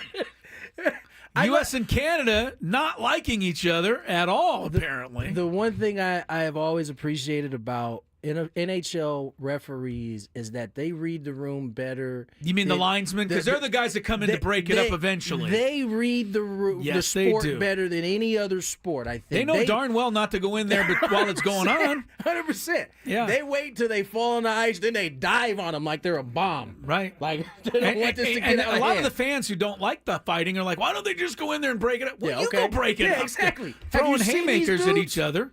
Yeah. No, that was a lot of fun.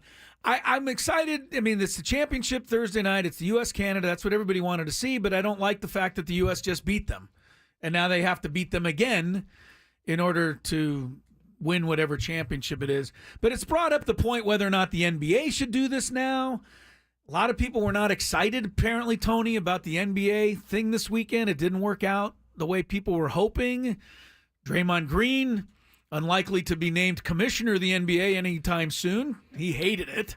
Draymond wasn't wrong, but he also is a part of the reason. I shouldn't say he's a part of the reason because it started, probably towards the beginning of Draymond's career, but he's a part of the generation that has allowed the All-Star game to get where it is. I'm not mad at the NBA for trying something. At least they tried something.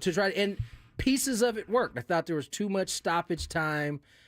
Playing to 40 is What was just, all the stoppage time for? Why did they need it? They did a tribute to the TNT crew at one point with fair. Charles. I think there was a concert at one point. What, right in the middle of the game? Yeah, at halftime of the game. At halftime. Okay. But either way, I think that was one of the complaints that the players had. Too much stop time. I do like the idea of the world versus the USA because the one thing that a lot of people have attached to right now in the NBA is that the European guys are they better? Are they worse? Right. Are they different? It would be fun to see. And yeah. I think maybe they would play harder. They don't come onto the court, and when I said the guys who would be representing Europe, the Giannis's of the world, the Europe team would be pretty solid. By the way, the world team they approach it differently, and it would force. If that's the USA team wants to get embarrassed, which we know they don't, because listen, the OGs end up winning it. That was all of the guys we basically saw on the USA team. They don't want to be embarrassed, and I know that the Europeans would at least put the pressure on them to at least force them to have to, play defense and do the things you have to do to win a game. Which brought up the old story of Michael Jordan's last All-Star game. Did you hear that one, Tony? Oh, yeah. Kobe got fouled with 1 second to go and had 3 free throws to win the game, and somebody tried to talk him out of making them so that Jordan could win his last All-Star game, and Kobe gave the look. Not. Kobe gave the look like, what do you have, 4 eyes? He said, no way I'm missing free throws. Yeah, no, and listen, I know LeBron caught some flack for letting the NBA know late that he wasn't going to play. Yeah. That happens every year. Jimmy Butler did it to one of the Williams, Lou Williams. He did it to Lou Williams a few years back. I think here's the deal. I think some of the veterans felt some type of way about the Rising Stars guys getting to play on Sunday. But again, this is part of your problem because you weren't playing the way you should have been playing. And so now it opens it up. Nobody would have changed anything if you would have kept playing hard in the All-Star game. Absolutely not. But they didn't. Absolutely not. All right, we moseyed a little bit too far. Let's get to break. More Gwynn and Chris on the other side. There's some traffic. From the 855, get Ross traffic. Jonathan Martin. Trying to sponsor my dog with this jacket.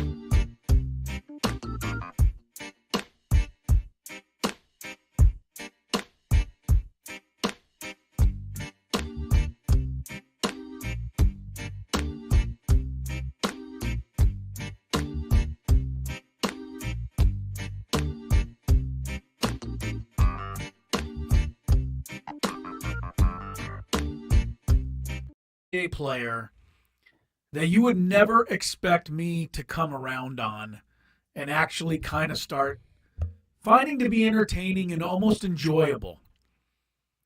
I mean, I can't even believe it myself based on some of the crazy ideas and things that this guy has come up with in the past. I know what it is. Who is it? You are coming around on your guy, Chris Paul. No. I knew that wasn't the case. Chris Paul's about him last week. Chris Paul's still an idiot, and he will always be an idiot. No, I'm coming around a little on Kyrie Irving. I saw him, he's starting to have some fun out there. He's almost making a little fun of himself now. Yeah, I've noticed that too. Which is, becoming for him. It's a little self-deprecating. He's kind of like, all right, I know I'm a little out there, so I'm just going to be a little out there, and that's going to be the thing.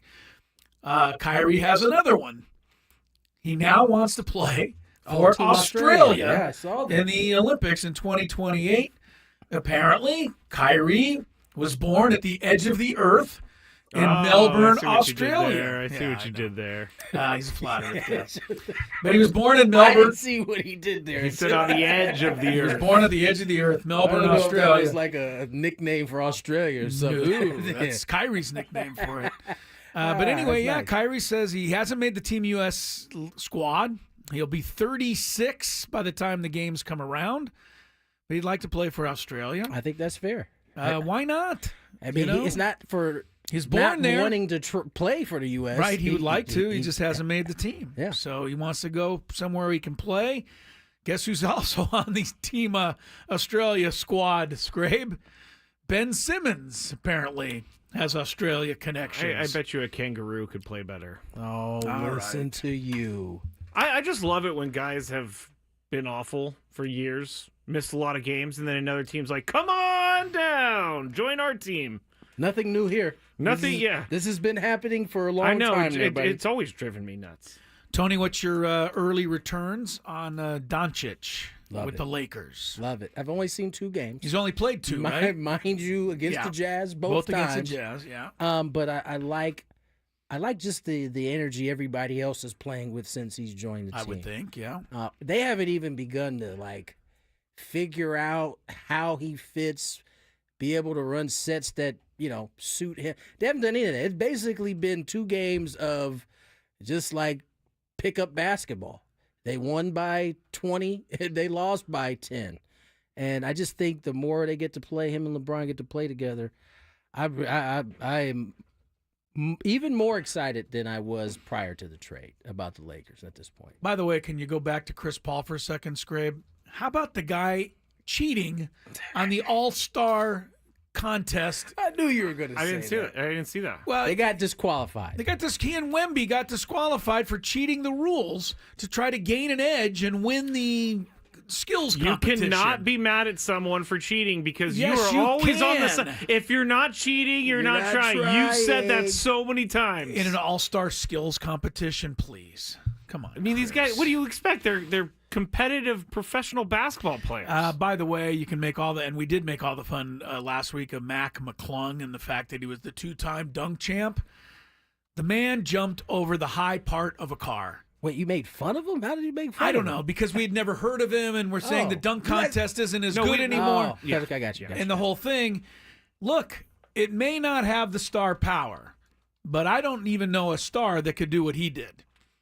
Right? I mean, Blake Griffith jumped over the front part of a Kia. Yeah, by the way, Mac McClung went over the top of the Kia. Yeah, by the way, Blake Griffin is 6'9", 6'10". Yes. Matt McClung is 6'1", 6'2". I don't get this guy. This He's a superhuman freak when it comes to leaping in the air. Small world. I played with his cousin, Seth McClung. My goodness. baseball Baseball player. With the Brewers. Yeah. And I remember him telling us about his nephew or cousin having crazy bounce. And I'm looking at Seth.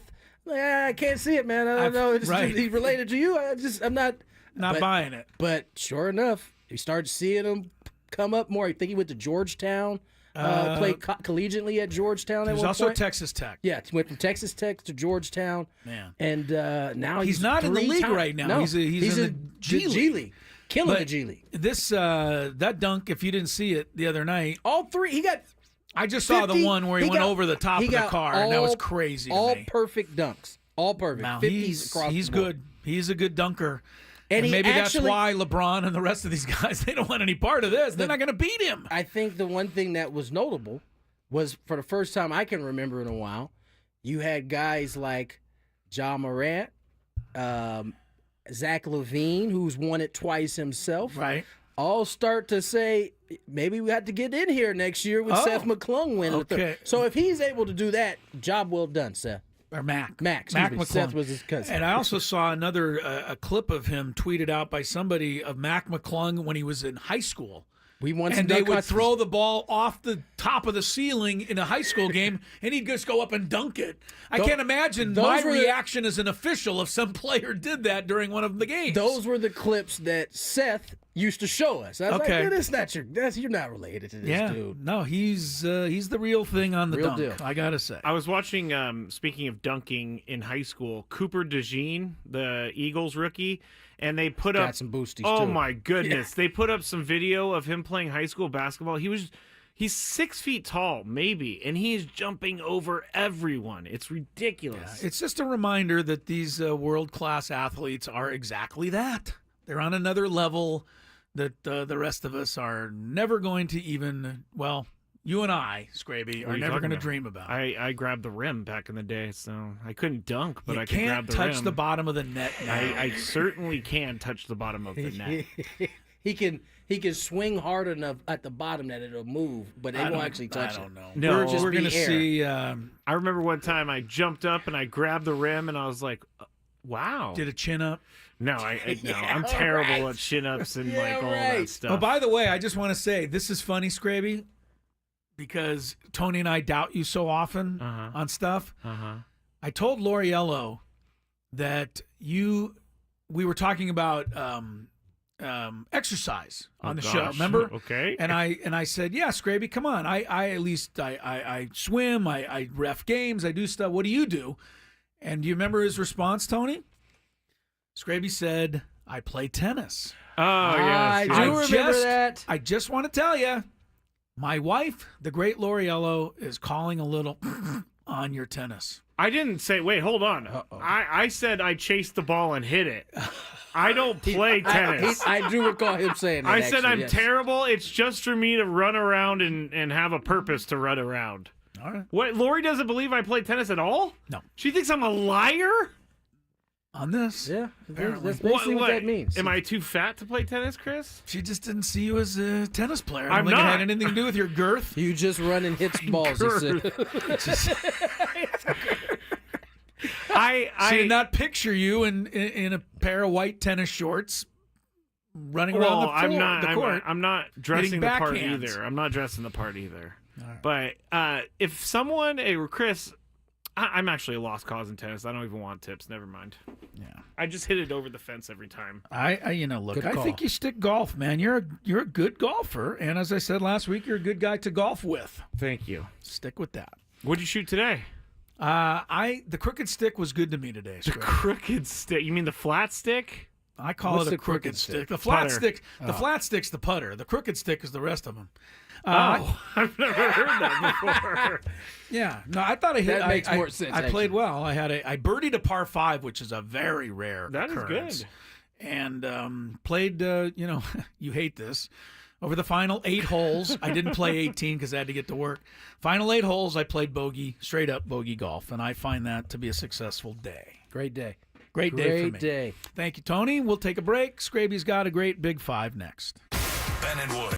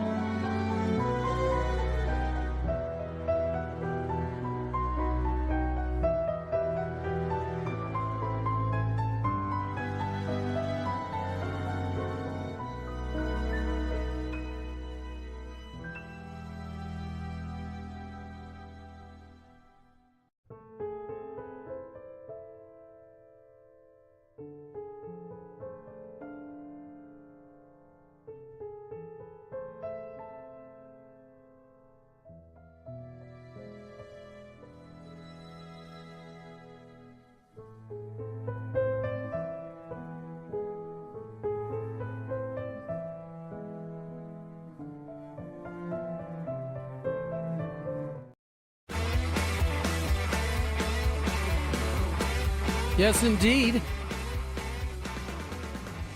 4:36 on the clock this hour on 97.3 The Fan is brought to you by Staples. Your local Staples has hot new deals and super low prices throughout the store on everything for your business. And right now at Staples, save up to $250 off your your print order. Exclusions apply. Visit staples.com/print for details. Ends April 5th. Plus, save even more with the Easy Rewards program at Staples. Big Five headed your way here shortly. SDFC begins this week, huh? Next Sunday. week? Yeah, this week. No, this Sunday is Yeah. Tony. First game ever. LA Galaxy will host San Diego Now, FC. In Galaxy, the defending champs? Yeah, that's a tough start, right? It'll be 4 o'clock. It'll be at Dignity Health Sports Park. I would Carson, imagine, California. I'd imagine a lot of San Diego soccer fans. I mean, you're going to go see some history. I mean, listen, why not? A lot of San Diegans spent some time up there at Carson there for a little bit. Go to that game. I mean, this is a one-time deal that they're going to play their first ever match. Isn't this where San Diego State was playing there for San Diego State played there for 2 years. Yeah. So Dignity Health, 4 o'clock. The game is on MLS Season Pass, which I believe you have to go to Apple. Apple Plus, that's right. Is that a new network? Apple? Yeah. Well, I mean, it could be. There's so many different networks. That's out true. there. Spelled the same way, though. Actually, actually, you could say it and somebody go, oh, really? Yeah, Apple TV. But, yeah, 4 o'clock. And then the home opener is the next Sunday, March 1st, against St. Louis FC. Another FC? I don't think so. No? St. Louis City SC. They're an SC. Soccer club, buddy. They're a soccer club. We are a football club. One and the same, but St. Louis will be the first home opponent. SC. Yes. Know your It's SC. not St. Louis City. I was going to say, is he a St. Louis City SC guy? No, I'm not. What does the City SC mean? This is the soccer club my kids play for. My daughters play for. There you go. Anyway, I think.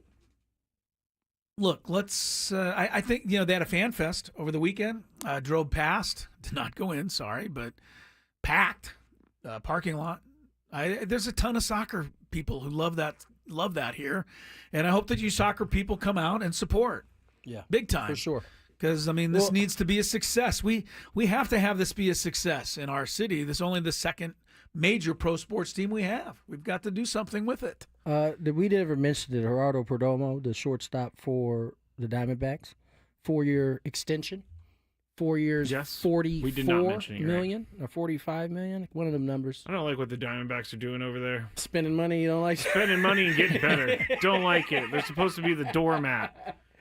All right, should we No, go the Rockies have that locked down. The basement there, is occupied. All right, let's get to Skraby's Big Five after some traffic. From the 855 Get Ross Traffic Center, protecting San Diego after accidents or injury, here's Kelly Danick. Just a few things to mention here, guys. Southbound side of the 805 before Claremont Mesa Boulevard. Accident involving a car and a big rig. Everything is mostly over to the right shoulder. Then toward the South Bay, South 805 at H Street. There is a collision over to the right shoulder. Tow truck helping a clear crash southbound 5 before Dairy Mart Road. Everything's over to the right shoulder. And now getting reports of a traffic alert in the North County. A motorhome that caught fire. It's blocking the Gopher Canyon Road off-ramp of southbound 15. I'm Kelly Danick with Gwynn and Chris, San Diego's #1 sports station, 97.3 The Fan. It's that time of the show when we check on the latest in sports. Only the most important topics and questions are brought to light. Stop what you're doing and listen. These news stories will astound and amaze you. The one, the only. Oh my God, who the hell cares? The Big Five starts now on 97.3 The Fan. All right, first, this hour on 97.3 The Fan is brought to you by Staples. Your local Staples has hot deals and super low prices throughout the store on everything for your business. And right now at Staples, save up to $250 off your print order. Exclusions apply. Visit staples.com/print for details. Ends April 5th. Plus, save even more with the Easy Rewards program at Staples. I got one more question about the soccer. Don't worry, we're getting into it. Oh, you're going to get into it? Yes. Number 5. Go ahead. I just want to know how long the season is. One of the chat people help me. Like, where does it go to? August, September? Let's see when the championship was last year. Yeah. I feel Somebody's like got it was like in August-ish. 6 months. I mean, it goes and goes. I'm just curious. They beat the Red Bulls. New York. Galaxy won it. 2024, December 7th was what? when it was played. Man, they kicked it They're back going to go up to quick. December? It went from... Yeah, it's always been December since like 2012, December. So this season goes from March to December. Yeah. And then rolls Or back February to December. It's the end of February is the first game. That's what amazing. I'm saying. Yeah, that is Okay. kind of crazy. I didn't realize that either. But anyway, so SDFC, as we said, starting this Sunday with St. Louis SC. Wrong. They St. start... Louis City... No, Oh, this the weekend Galaxy. they I'm sorry, play the Galaxy, Galaxy. St. Louis City SC is their first home game. I'm Correct. sorry. That is my fault. Don't confuse. Get it together. All right. Confuse the patrons. On the chat, Luis says, are you guys going to have a segment on SDFC? Here's my question to you guys, Tony. What will it take for SDFC to be talked about in town on a daily basis or more regular basis? Just win, baby. Al Davis? Just win, Just baby. win, baby. Yeah, I think that's what it is. I mean, just you look at the success the Wave had when they first started. It predicated on them having success out the gate. Well, it predicated on two things: having name recognition and success. Now, the San Diego FC has some name recognition in terms of some of the players they have. Can they go out and win? I think it's maybe a taller task in MLS than what the Wave had.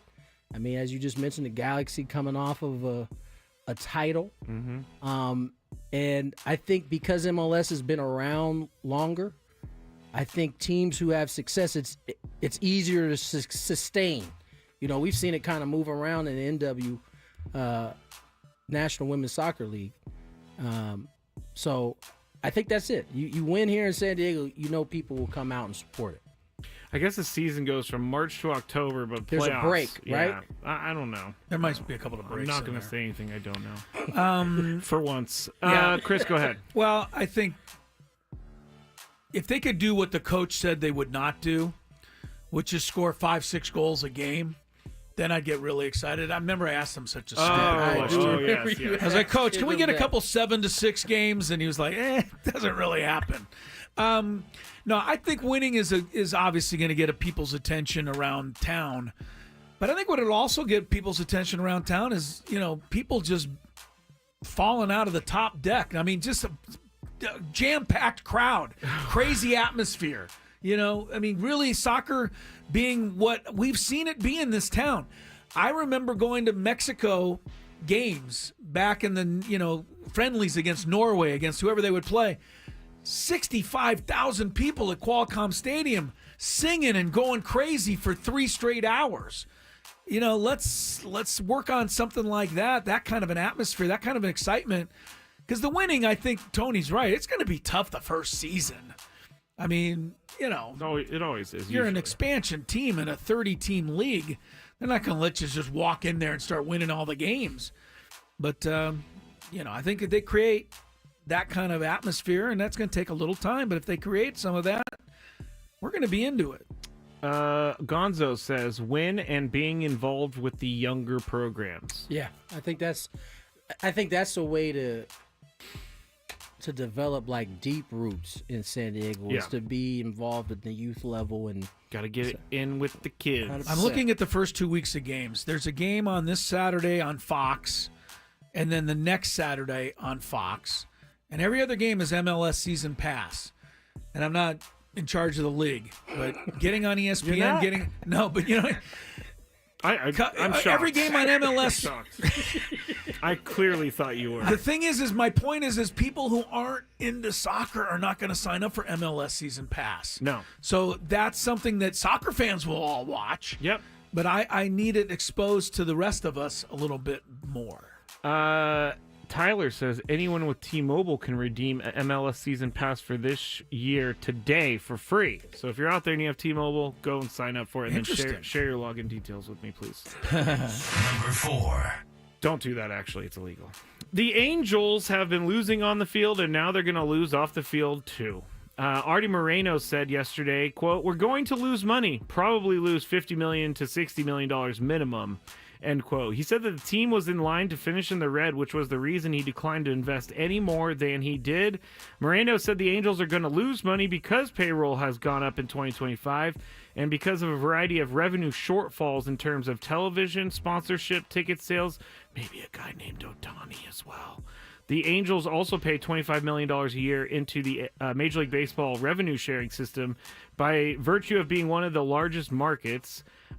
Moreno did increase the Angels' payroll from $176 million to $202 million so far this year, but they did not sign any of the year's top free agents. Chris, is Artie Moreno a part of the owners who don't spend?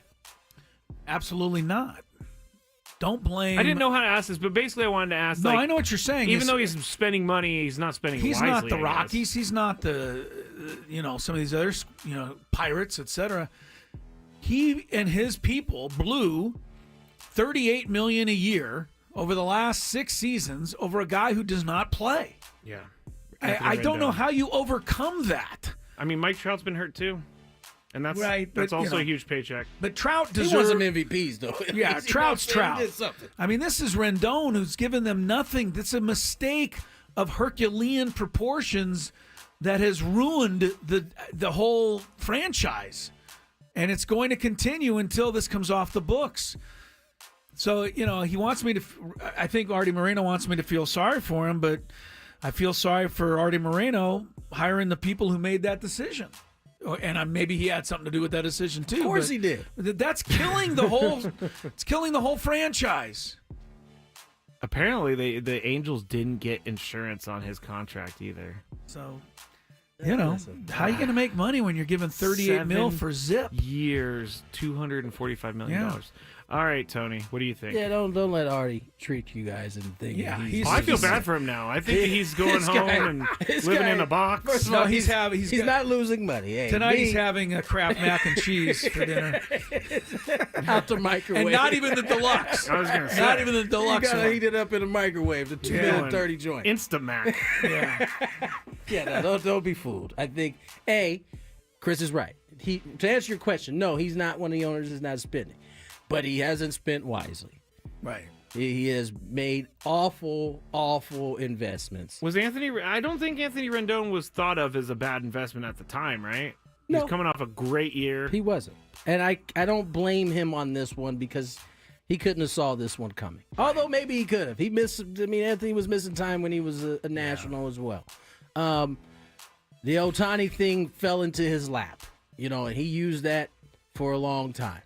But there's a list of names that we could go down that aren't those two Probably guys. not just Rendon. They've made a lot of mistakes. They haven't surrounded Trout or Ohtani with anybody the whole time. What about Pujols? Yeah, we can go with that one, right? He went. I think he was personally involved in the Pujols still, if I'm not mistaken. And that was a lot of money, right? And so I appreciate that he's gone out and spent the money, but you're not gonna get me to feel sorry for you when you've spent it bad or poorly. So, you got to own your own decisions here. And the fact that he's still putting money in, they said payroll has increased from 190 to 170 something to 206 maybe. If Skraby, if you are 176 to 202. If you're in the red, are you still adding to the red? No. Okay. No. There you go. I'm not. He should have just paid Ohtani whatever Ohtani wanted. I don't think it really mattered what he offered Ohtani. He wasn't going to do it. Go back there. When you play in that palace that is the Angel Stadium, Such great decorum. I haven't been there in years. I think I might go to a game. The Rocks. You know, the Rocks were cool We're like sweet. in 2002. Yeah. The first year when they beat the Giants for the World Series. That's when the Rocks were cool. That was a quarter century ago now. Number 3. NFL Network's Peter Schrager. You guys know who he is, right? He's a vaguely. reporter. He's on probably know Good his Morning face. Football. Yeah, you definitely know his face. He recently did a podcast with Andrew Marchand and revealed he had to pay his own way to the Super Bowl in Las Vegas. Apparently, the higher-ups said it was a cost-cutting move. They were not going to send anyone to the Super Bowl 2 years ago. Schrager said he went for 18 hours. He slept on the floor of his friend's hotel room. And it was, he also said, enough to make any 42-year-old backs hurt while sleeping on the floor, which It hurt my back just listening to it. Tony, he was able to go this year because he works for Fox, but is going to these events a right or a privilege as a reporter/host?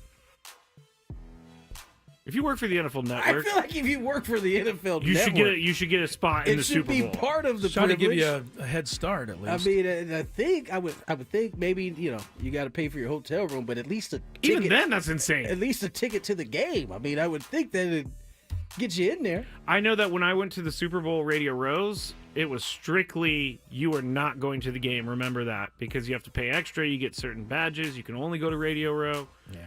But yeah, this is crazy to me. Hang with them. Chris, privilege or right? I would take it as a privilege now at this point. Super Bowl's beyond huge.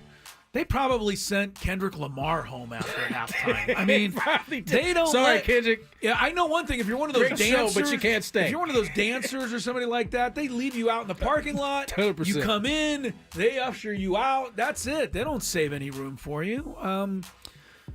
So. But this guy worked for NFL Network and is like a reporter for covers NFL stuff. Yes, and and he's on the morning show, Good Morning Football, every single day. Yeah, it seems like he probably should have got.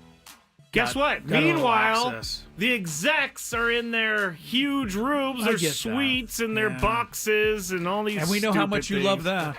I hate it, Chris. I don't know if you knew that. Are there any like regular? So does that tickets for apply Super to Bowl our anymore? execs here at the station? Like when they're gallivanting around the Odyssey suite, do you get upset about that as well? There was no, because we're local radio. There was like There's a lot of gallivanting going on too, man. There was 4 years ago, some guy came and talked with us, and I can't remember what his name is, but he said he just got hired with the company. He was so happy that Odyssey allowed him to go to the Super Bowl, and all of us were like, "What? We want to go to the Super Bowl too? It's just up the road in L.A. Why can't we go?" But I think this is a right. You work for the NFL Network; it's your right to go to. Not these everybody games. who works at the NFL Network. No, should go if to you're the a game. host on air, you're one of the personalities. You feel like it should be a right. If okay, so if the World Series, I'm on your side on that. If the World Series, if the Padres go to the World Series, it's my right to go at them. I'd like it to be setting that out. There I would like it to be This a is gonna right. be a carryover. I know. I would heard like you it to knew be that. a right when the Padres are in the playoffs that I get a nice seat in the press box, being a host on the number one on the station. But here we go. I'm just saying they only have room for so many. You know, we couldn't all get seats. I get that. There's only so much room for everybody. Scraby says it. We should all get seats. Yeah. Well, I mean, think it is what it is, Scrape. I understand that in the playoffs, like there's no real decision making on the. I mean, when the PR Padres side, got to the NLCS, we all wanted in, and we all couldn't get in. That just wasn't room. I think that Major League Baseball needs to eliminate some of the media that comes with the Dodgers, because that was the huge issue, is that there was about 150 Dodgers reporters there, and I'm not kidding. Scraby's angry. No, because I asked the PR guys on the Padres, I said, did you guys have any say? They're like, not really, no, MLB runs this. And Whatever happened to the summer of Scraby? It's going downhill. Let's get to it break. ended with 24 straight. We'll finish the Big Five on the other side. More Gwynn and Chris.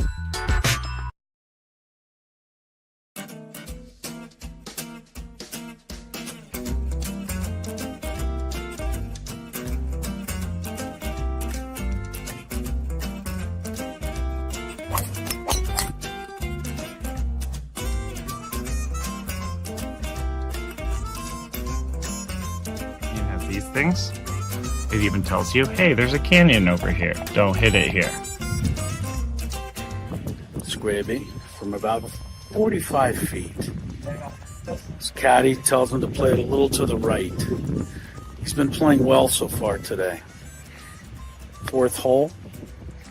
Nice smooth delivery. Hit it too hard.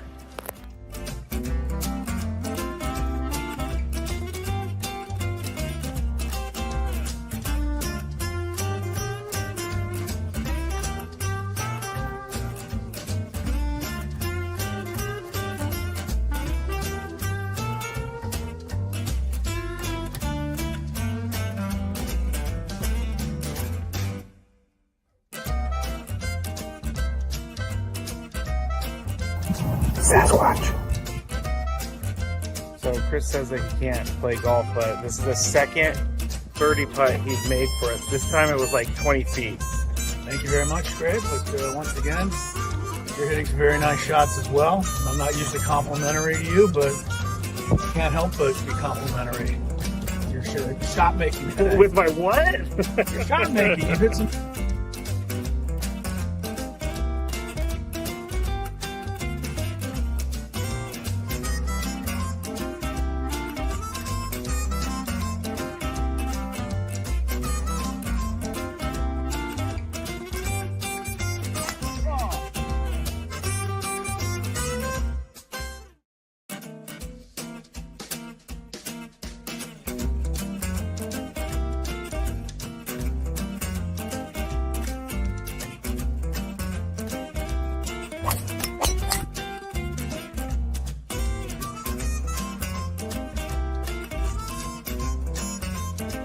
These things.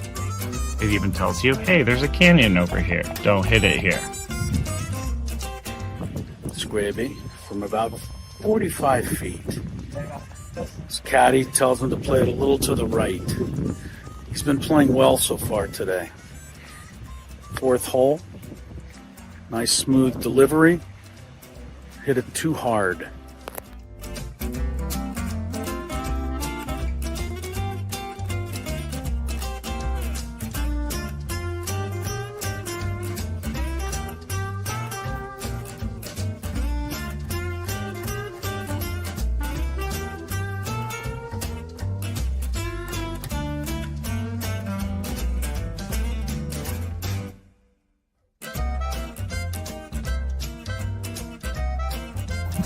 Sasquatch.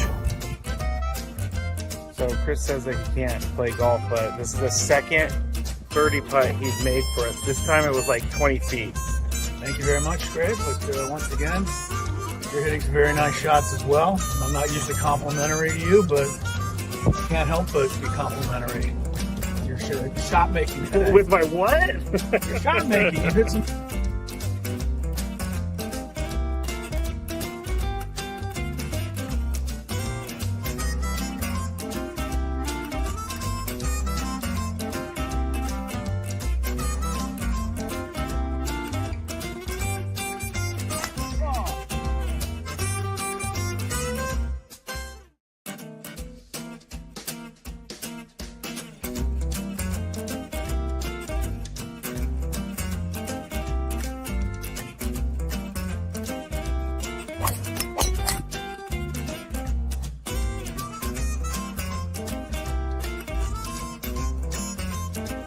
These things.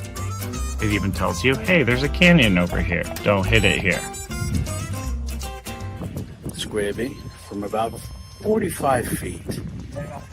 His caddy tells him to play it a little to the right. He's been playing well so far today.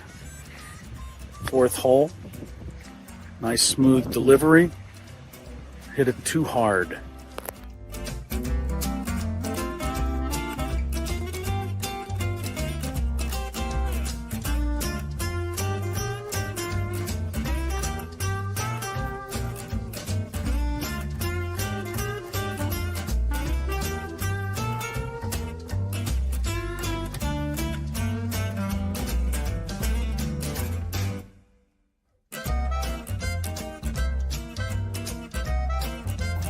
Sasquatch.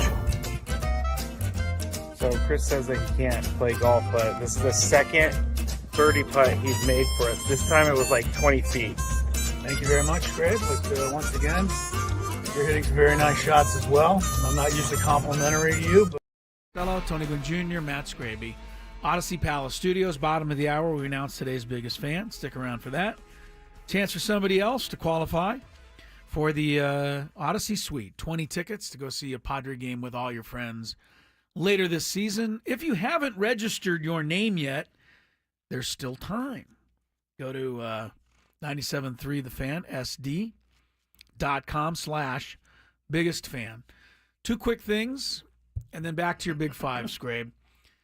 You asked earlier about the MLS and the, San Diego FC. They start this Sunday against the Galaxy. I finally found their whole season schedule. It took me a little while. They have 34 matches between now and mid-October. So there's pretty much a game every weekend, but not a whole lot more than that. I think that it looks like there's one Wednesday game in here, maybe two. So yeah, it's usually once a week. Right. There's going to be a lot of time between games. So they're going to have to do, a pretty good job to make sure that we don't forget about them from week to week. You certainly don't have NFL-type coverage for MLS in this country. The other thing that, I'm worried about, and I'm looking at this, and I don't know, do they have a local TV contract anywhere? No, they can't. No, they can't. Yeah. Because they're on Apple. Because they're on Apple. Can't you? That's funny, but true. That's what he said. I did. Because I'm looking at this, and it says every one of their matches this year is on MLS Season Pass. And I go back to what I said before. MLS Season Pass is not normally a thing non-soccer fans will subscribe to. Soccer fans will, but they've already got the soccer fans. The question is, how are they going to get the rest of us interested? And that is going to be, I think a challenge for them. If none of their matches are even on TV. Well, that's hard. When you say us, you're talking San Diego? I'm talking the rest of us in San Diego who are not big, not necessarily soccer in the community of soccer fans. And I know there are a lot of you out there, so don't tell me I'm saying there's not. No, I know there's a lot of you. And you all probably have MLS Season Pass. I get that. I'm trying to figure out how the rest of the people I don't know get that interested. How can you expect to, MLS as a whole, how can you expect to grow your sport when you put it behind a paywall? I don't know.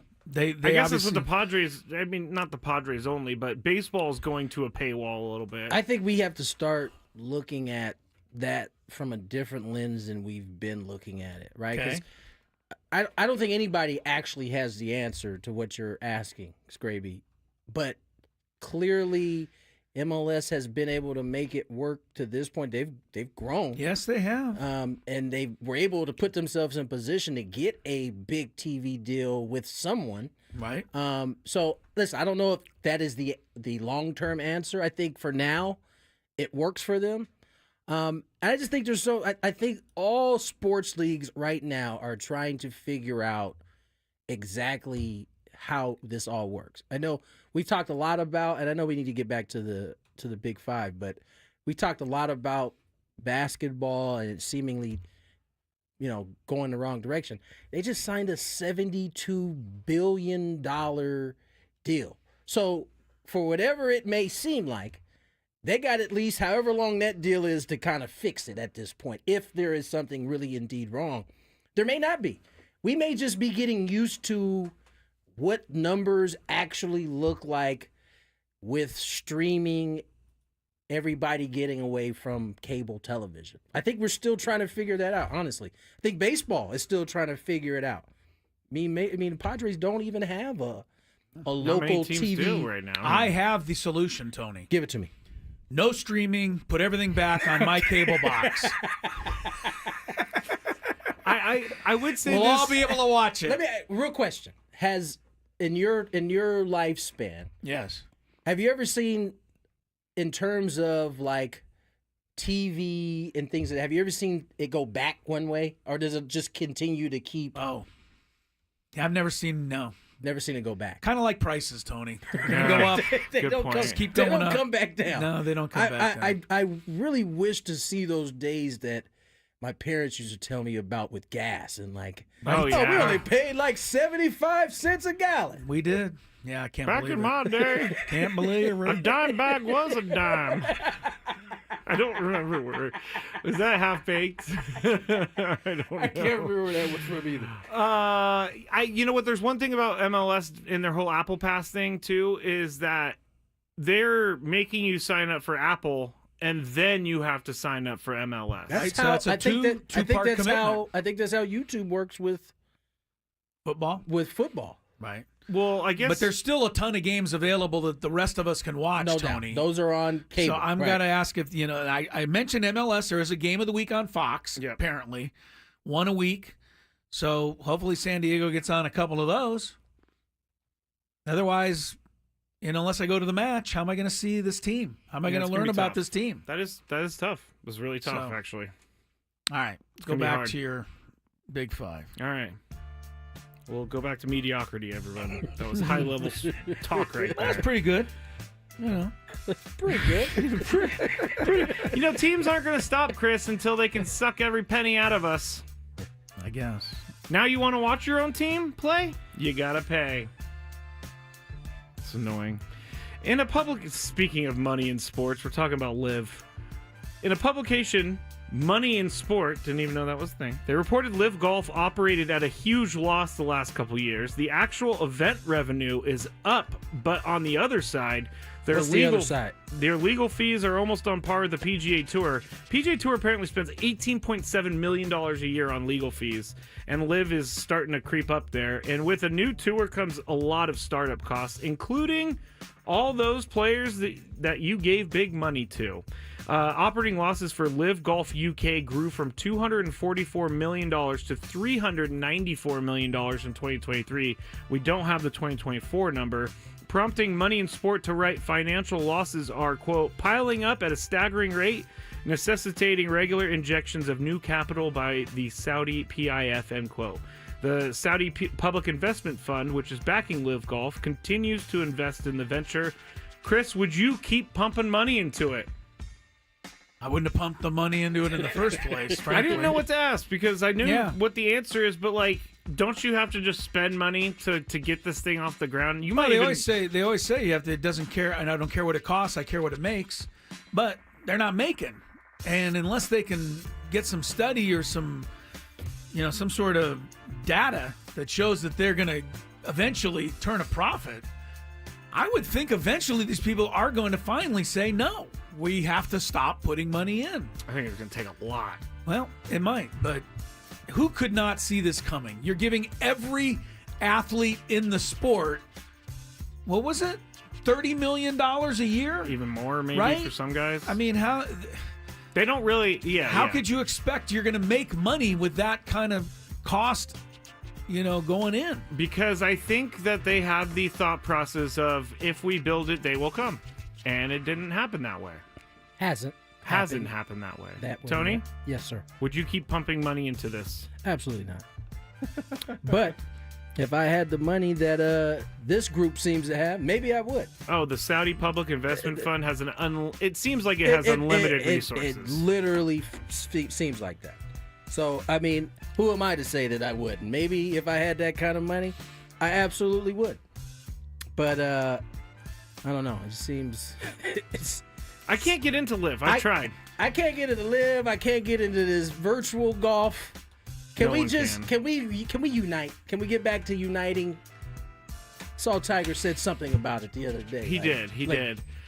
Unification. I think Phil Mickelson was the one who kind of kicked this all off because he wanted to use the Greg Norman. Him and Greg. Greg Norman was a shark, no pun intended.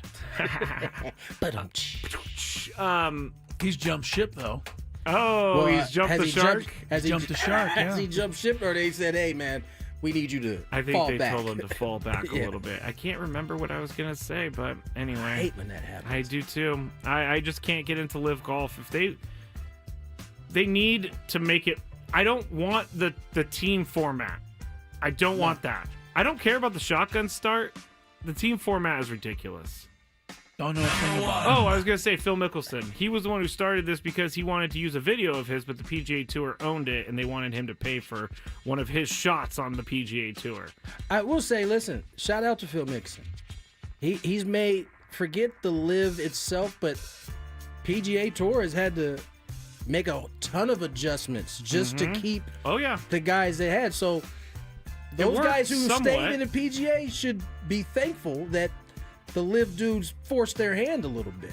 Yeah, some of the players on PGA Tour side are starting to talk about how their start times are ridiculous, which I agree with, because and the slow play is because they have 5.5-hour rounds, because sometimes they're only playing 2 guys in a group, and if you're playing 3 guys in a group, it's so much faster than just 2 guys in a group. Anyway, all right. Number 1. I don't think we're ever going to forget the scene in last year's Hard Knocks offseason where Joe Shane had a very public conversation from inside the front office, and I think the Giants wish they didn't do that. Now it's being reported that Hard Knocks offseason may be one and done. A Newsday reporter tweeted, quote, "This isn't a definitive report, but in talking to the league and media folks this past week, sounds like no team wants anything to do with an offseason Hard Knocks this summer, and it may be one and done," end quote. Giants fans are furious. They think they should force another team to do it and put them on TV and reveal all of their terrible things. They got to do it too. I would like to see how stupid the Dolphins really are. We already saw it on Hard that. Knocks. Yeah. The training camp one. Tony, should the NFL force a team to do this? I've always, once I saw what unfolded with the Giants, I thought that this was going to be short term. And here's why. It's one thing for the players to be made to look stupid, but it's a whole nother thing for front offices, and in this case, ownership, to also be put on the pedestal. Yeah, Joe Shane made the mistake, but the owner was sitting right there. He was right there. Yeah. And there is, I can't imagine the other owners who possibly would have to do this are looking at this like, oh yeah, this is the perfect place for my organization to be at. I don't think anybody wants to have, I think that's as good a TV as it was for us. That was probably pretty embarrassing for the Giants organization to have to. Not embarrassing enough, they kept him. Well, that's a whole nother story there. But to have to not only deal with looking crazy, the guy then went on to win a Super Bowl right in your division. And and the reminder is that the only people that can make a team do it are the owners of the NFL, who already make teams do the regular season one. But owners aren't going to put themselves in that position anymore. I don't think so. There you go. I think that's stupid. I don't disagree. Go send it to Liam Cohen and the Jaguars. See how great he is, because the Jaguars think he's great. We got to take a break, Skrabe. I don't want to get in trouble. Traffic's coming up. More Gwynn and Chris. Fantabulous Sports Game Show is ahead. Don't miss it. From the 855, get Ross.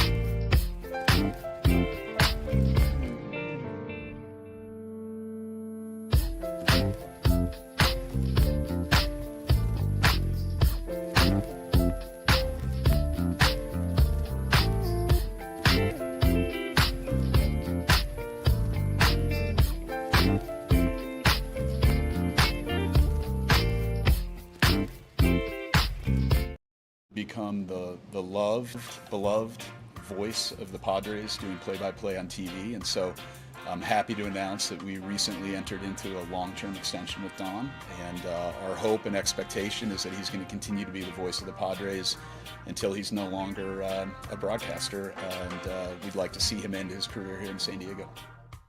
Shout out to my man, Big Don. Donnie O. Donnie finally threw the line into the water there and came out with a big bag. He did. Tony? He came out with a big bag. Big bag, yeah. Good for Don. Sometimes Don can be referred to as Dan. Really? Yeah, no, we hit him with all kinds of You call him names. Dan Orsillo? Dan Orsillo, occasionally. Donnie O. Happy for him. Don is one of the best in baseball, in my opinion, and certainly deserving of the I would extension. put him right there, Yep. man. You listen to you hear all the clips every night on ESPN. Take that, says Manny Machado. I could listen. That'll give me chills every time. In fact, could you just look it up now? I know. I'm trying to look it up. But it's... That moment when Manny Machado homered right after Profar got hit in the Washington game. That's the best minute of broadcasting ever. It is. It's pretty good. love that. I have to say. Perfect. And give me a second as I find Have you heard it, Tony? You have. Of But course I mean, I've heard it. God, Yes. I love that. I got to watch an ad, though, Chris. You got an ad? Oh, we got to watch an ad before you can play Yep, it. before I can play the video. So Gotta watch an ad, though. Hey, it's a short one. I only got 5 seconds until I could skip. So everybody, just hold on for a second. Profar, We'll wait. Profar, the whole thing starts. There's a big fight. Okay, Manny's big up. Scrum. Manny comes up. First Count. pitch. Okay, now I gotta go click the unmute button. Jeez, YouTube, come on. That's kind of what you have to do every time you use YouTube. I'm just throwing it out there. 1 out, 1 on. And Manny Machado will see if they can make a pay. High drive, deep left field. Winker back at the wall. Take that, says Manny Machado. Profar's fired up, and he should be. They hit him intentionally, and then Manny hits one out of the yard intentionally. I love it was off Mackenzie Gore, That was too. great. Yeah, that was Donnie pretty O, good. brilliant. Good job, Don. Good. I'm glad we're going to have him for the rest of My the favorite time. part is getting into the elevator after a game, and if I'm quick enough, I'll get in there with Don, and we'll have a little chat for a second. Very little. Yes. I walked out with him last year, and I was winded. Because he's going really quick Donnie is to his car. Hey, game is Donnie's getting out of Dodge. Don is in the car. I mean, Yeah, because that's otherwise, if you aren't 1 foot out the door, then you're waiting in about an hour traffic. Yeah, that's it. No, That's true that. It's a game inside the game. Why doesn't he just drive his boat? Pull it up to where's he pulling that up to? To the convention center there. Tie it. to the little shady Nope, radius there. shell Yeah. or whatever it's called. Walk here the rest of the way. Walk to the state and rest away. Well, the Padres will come get him. Oh, okay. Manny will Could you show up in a imagine golf getting- cart. Did you hear how happy Eric Greupner was to have him? They'll figure out a way to get him to the stadium. Touche, they very well will. Yeah. He's kind of already had some iconic calls in Sea of San Diegans. Absolutely. There's been plenty of those. He's definitely had plenty of iconic calls. More to come, as it sounds like he is going to be here for a lot longer. Where were we going here? We were gonna talk. We're gonna hear from Eric Greupner on John Seidler and what fans can expect as he takes over. This was, before you play it, this was a kind of when Major League Baseball voted on the chairperson. That was what we thought was a big step. Shortly after that, the Padres were able to kind of make some moves. I don't think that's a coincidence that the chairperson's voted on.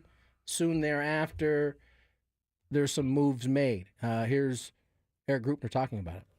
No change. Goal remains the same. We have had a long-term plan that was set years ago that we've been executing against, and that's to put a consistently winning team on the field that's capable of making the playoffs and competing for a World Series championship. John embraces that goal and is going to step into a role as the chairman that's going to continue to lead us towards trying to accomplish that goal and put every resource we have into trying to accomplish that goal. So nothing changes. Our leadership's going to remain the same. We've got a long tenured leadership group here involving AJ, myself. AJ's been here 11 years. I've been here 15 years. Mike Schilt now going into his second year as the manager, but he's been with the organization longer than that in an advisory role. And so we've got a lot of stability as an organization, and that's going to continue, and the goal is going to remain the same. So there you have it. That's all I want to hear. I think that's really all anybody wanted to hear was direction. And chairperson's name, moves are made, and now we get to spring training. And we knew this time was coming where, at least the last 4 or 5 years I can remember, there's always somebody who addresses. In the past, it had been Peter. Now it seems to be Eric. Last year, I think it was Cosenza. It was both of them, yeah. And Eric were both up there, last year. So the two Erics. Yes. And so Greupner now facing questions and answering some of the questions I think people, had at the time. I'll tell you one thing. If I ever have to hold a press conference and answer any kind of difficult questions, I'm hiring Eric Greupner to answer them for me. Like I said before, he's been in this position for a while. He's on it. Doesn't he have he has a law background, right? So he definitely knows how to formulate arguments. I would think so. I don't know. I would think so. Sounds like it. Chris says, I don't know. I just say sounds like it. He's on it. I'm impressed.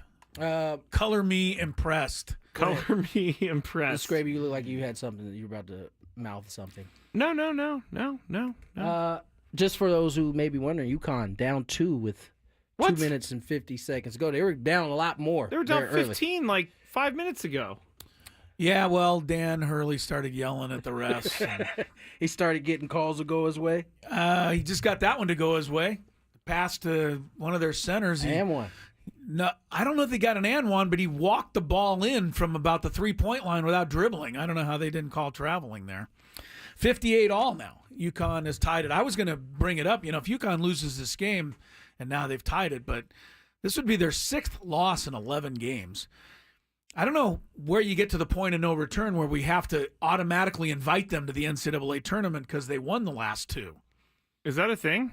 No, you don't have to, but you got to qualify. If you're UConn, you got to do enough to get in the tournament. It's a big game for them. So it definitely is. We'll see if they can pull it out. I noticed Florida. I was just about to say, meanwhile, the Gators are taking care of business right now. 59-35. Yeah. Over the Boomer Sooners. Florida's a legit squad. Where are you guys at with the Gator Chomp in fan celebrations? I think that might be the best one. Best one? Yeah. I don't know. It's the best one. Seems uncomfortable. Keep doing that. It is kind of uncomfortable, and then you're hitting people on the top of the head in front of you. And seems uncomfortable. I'm for it. Though. Because the other ones are the TCU frog thing. I don't even know how to do that. That's the weakest. A lot of teams have that. Sorry, Brady. You know what I hate to tell you, but Colorado State has the Rams with the two. Everybody's trying to do one of these hand signs. Horns up. Weak sauce. Weak sauce. I think the Gator Chomp, and then you got the Chiefs. Seminoles, and the Braves. That's also Florida State, I believe. Yeah. Since we're just grasping for stuff right now, clearly, can I give a shout out to Stacy Newman's Aztec softball team? Very good. Went to Clearwater, Florida tournament, 5 games, 2 ranked opponents, won all 5 games. They're 8-2, and the last game they were down 4 runs, bottom of the last inning. Got 3 in and then a walk-off grand slam. Whoa! So they're 8-2. Team is good. They beat Alabama. They beat Missouri. They lost to Oklahoma. Oh, take that, SEC. They lost to Oklahoma in extra innings. And Oklahoma's won 10 straight championships or something. So they've got something going there on that softball team at SDSU. Good luck to those kids. Keep going. Keep going. Did baseball win yesterday? Did not see how baseball did. I know they were 1-1 going into. I think they Sunday. lost. They were 1-2. Okay. But I did give Braden a hard time. Oh yeah. Braden's own team swept the team he announces for. Yeah. 4 straight for TCU. TCU won 4 over USD. Real quick, you reminded me on shout out. I met a young man at Costco yesterday. His name is Hawk. He specifically asked for a shout out. He listens to our show every day. So shout out to Hawk. Keep working, man. He's a baseball player. Wants to be a big leaguer one day. Nice. So keep going, young man. You're on the right path. Shout out, Hawk. Hawk. Let's get to the break. I like that. Is his last name Hawk? No, that's just he said his name was Hawk. So I left it at that. It's tougher than Matt. More Gwynn and Chris on the other side. On Wednesday's show, we'll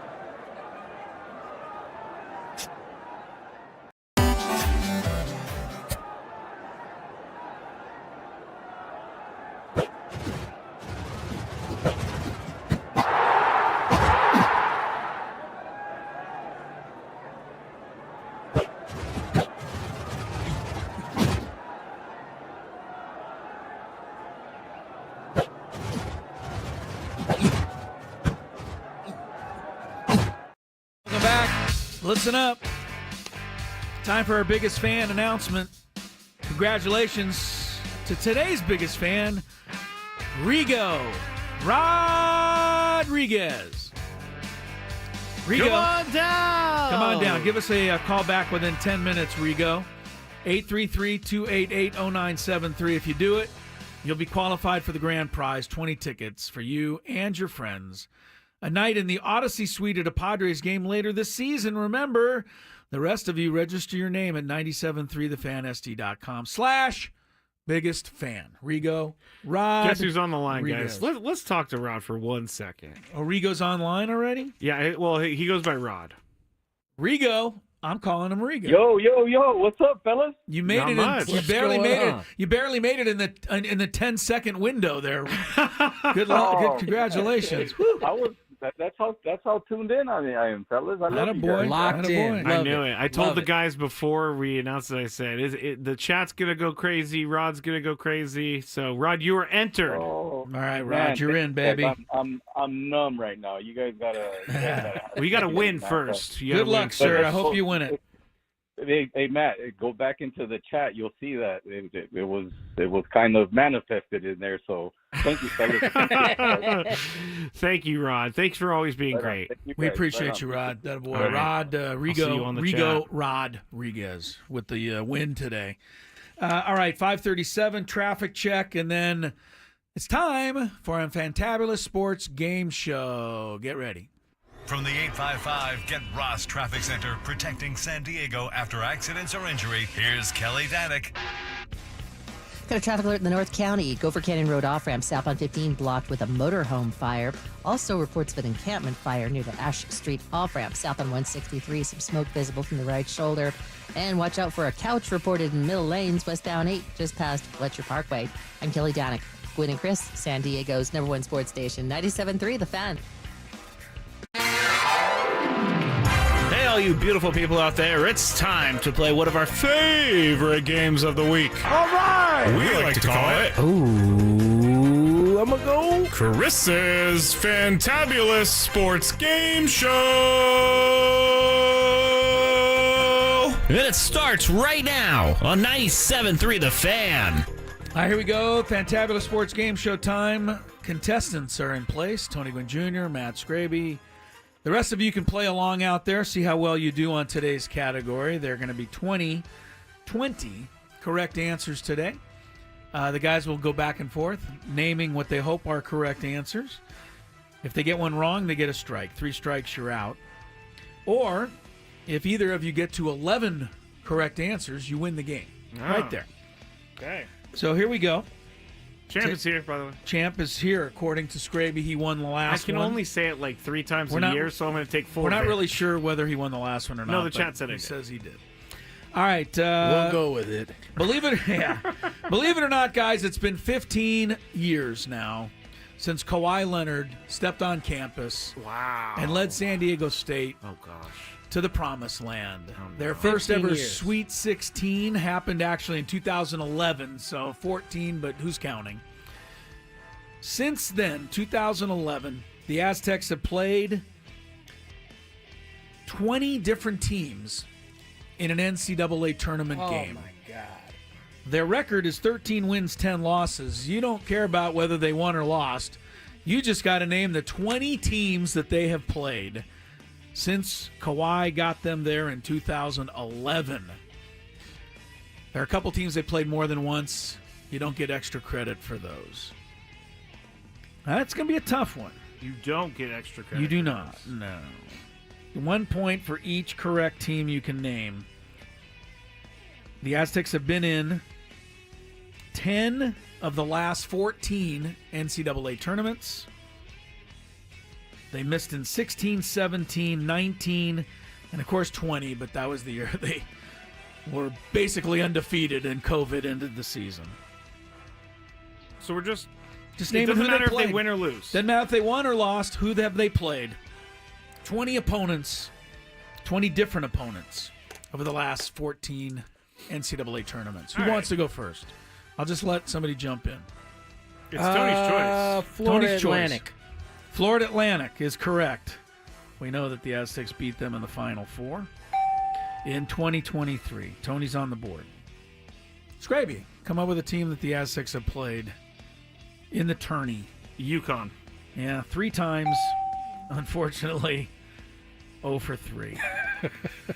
It's really depressing. I was at that game with Kawhi. The Kawhi one? With Yeah. Kemba Walker on UConn. Kemba Walker drew the technical foul on Yes, Jamal Franklin. I'm yes, still yes. angry.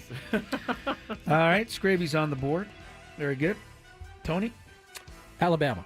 Yeah, they did play Alabama. That was the Chris Elo is a crybaby game. And I don't mind admitting it. About the happiest I've ever been watching a sporting event unfold. All right, 2-1 for Tony. And now Skraby. Name a team the Aztecs have played since the Kawhi days. One of the most disappointing sports events that we've talked about in our show's history is when the Aztecs played Syracuse, and Buddy Boeheim didn't miss anything. Buddy Boeheim. You know what's funny about that? I looked at all the scores of these games. Buddy Boeheim. They made everything. Dog. You know that the final score, they only lost by 16 in that game? It seemed like they lost by 100. Because he made if everything. you remember that game. What was his actual stats, I wonder? He shot lights out. I remember that. From they all 3. did. Just ridiculous. They all did. All right. 2-2. Syracuse is correct. It's great, as you might have imagined. Okay. All right, 16 correct answers left. Some of these are, I think you guys realize, this is a tough category. Who else did they play? Tony. Is it me? It is you. I think they played Charleston. Charleston. First game of the 2023 run to the finals was a victory over Charleston. Very close game, 63-57. But that got it all started. Yeah, 3-2 for Tony. It's great. Your turn. I'm going to take the Furminators. That was the next game Furman. of the run. Furman. I can't stand you. The Furminators. That's what they should be. Well, I it's think they're better the than what they Paladins are. or They are the whatever. Paladins. In the world, the Furminators. I don't know, but I don't know what a paladin is either. It's a tortoise, I thought. Is it? Baby, you I don't are a think so. nutcase. Look up bro. Paladin. I don't have time. Okay. We're tied at 3. Very good. No incorrect answers. 14 left. Tony, give me one. Go on. We get to wait. So this is Anything from Kawhi forward, 2011 on. if I'm not mistaken, they beat Temple in that 2011 year. They sure did. Double overtime. Classic game. Ben Higgins and I were courtside sweating that one out in Arizona. Wow, that was a good one. Yeah, very good. Double OT classic win. And to get to this, that was got them to their very first Sweet 16. Yeah. They had never been to one before that. Buddy Boeheim made 7 of 10 on threes. Syracuse Seemed like made 20. I know. Syracuse made 15 in all. And again, seemed like 20. Okay, 4-3 for Tony. Skraby? I believe, did they lose back-to-back years? But I know they lost to Florida Gulf Coast. They sure did. Florida Gulf Coast. Just put that one down. Shock them. Was it back-to-back years, or was it just one year? Just 1 year, 2013 in the second round. And they missed that chance because Florida Gulf Coast was a 15 seed. And I think they beat Georgetown. And now the Aztecs were like, beat them and you go to the Sweet 16, but they couldn't beat them. Florida Gulf Coast. All right, tied at 4. Have we said Creighton yet? Nope, we have now. Creighton is the only other team they played more than once. They lost to them in overtime in 2022 first round, but of course beat them in the famous regional final to get to the Final Four. 5-4 for Tony. Everybody else has just played once, and it's getting tougher and tougher. I think I've run out of names to put down, but I got some left that I haven't brought up yet. All right. Skraby, you're down. You guys have named the whole run of 2023, which is understandable that that's the one everybody would remember the most. This is my brain's dark spot. Okay. This is when I drank the heaviest. Oh. What year? All of them. All of them? From 2011 on? From 2011 until 2018. Oh, boy. All right, I'm going to go with this one. I think they played in Ivy League. Yale? Last year they beat Yale. All right. And they crushed Yale. 85-57. to get to the Sweet 16 last year. Very good. Zach says he doesn't even know if he could name 20 schools, period. Zach. 5-5. Arizona. Got him in the Sweet 16. Got Arizona. No, Arizona got them in the No. Sweet 16 in we didn't know it yet. 2014. Tough loss at the Arrowhead Pond, or now the Honda Center. Xavier Thames did everything he could do in that game, Yeah, he but did. Arizona just had a little too much. Xavier's balling. He was. 6-5 for Tony. All right, this is Skraby, this is are you starting to go guessing now? downhill. There's 9 correct answers left. Yeah, believe it or there's. not. Oh my gosh, there's a lot of teams left. There's a lot left. Most of them you've heard of, but a couple of them are tricky for sure. Aztec opponents in the NCAA tournament. All right, Skraby. what about Xavier? No Xaviers have not played the Musketeers in the NCAA tournament. Steve Reich won. For Skraby? 9 correct answers left. T-Bone. I think we're gonna. I think there's a UAB in there somewhere. Last year. Oh, you're right. First round last Dang year. it. 69-65. That was a close game, too. Tight one. Brian Dutcher, company, with the victory. 7-5. Favor of Tony Gwynn Jr. Skraby with only the 1 strike, but 8 correct answers are left. Boy, they're tough. Now. Did we see who won the game? UConn did. UConn won? Yep. Stupid. How much they win by? 3 or 4. Yeah, I don't think they covered the spread. That's all. Oh! Sorry. You got one? I don't remember the guy's name, but he had one of the worst haircuts I've ever seen in my entire life. And Yes, he did. He played for Houston. He did. What was his name? I don't Rob know. something? I don't remember. But he hit the game-winning shot, He did. too. And it was a terrible haircut. They lost 67-65 to Houston, first round 2018. Very good, Skraby. Thank you. Keeps you rolling. 7-6. UConn 66. Villanova 59. 7-point final score tonight. All right, Tony, you're up by 1. No strikes on you yet. Have we said NC State yet? We have not.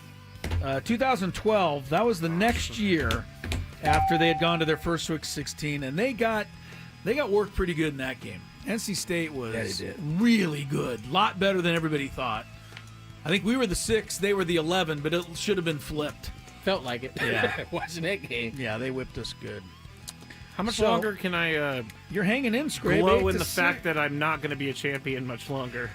Yeah, I'm about to walk you down there, sir. You got 1, 2, 3, 4, 5. I don't know. I have 7 left. There was something... 6 left, yeah. There was something in your voice about Xavier that made me want to say the Bearcats of Cincinnati. Okay. Whatever was in my voice didn't work for you. You said okay. Yeah, they have not played Cincinnati. That voice is not going to do it. 6 teams left. Tony with a pretty commanding position. There's a gigantic one in here that we have not mentioned yet. Big one, I would say.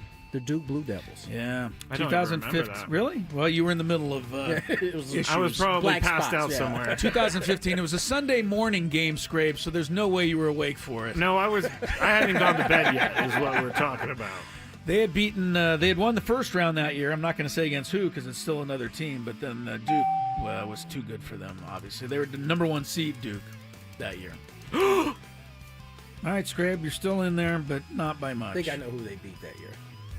Scrape, you got 5 correct answers left. You need most of them. One more those Midwest teams I'm not thinking of.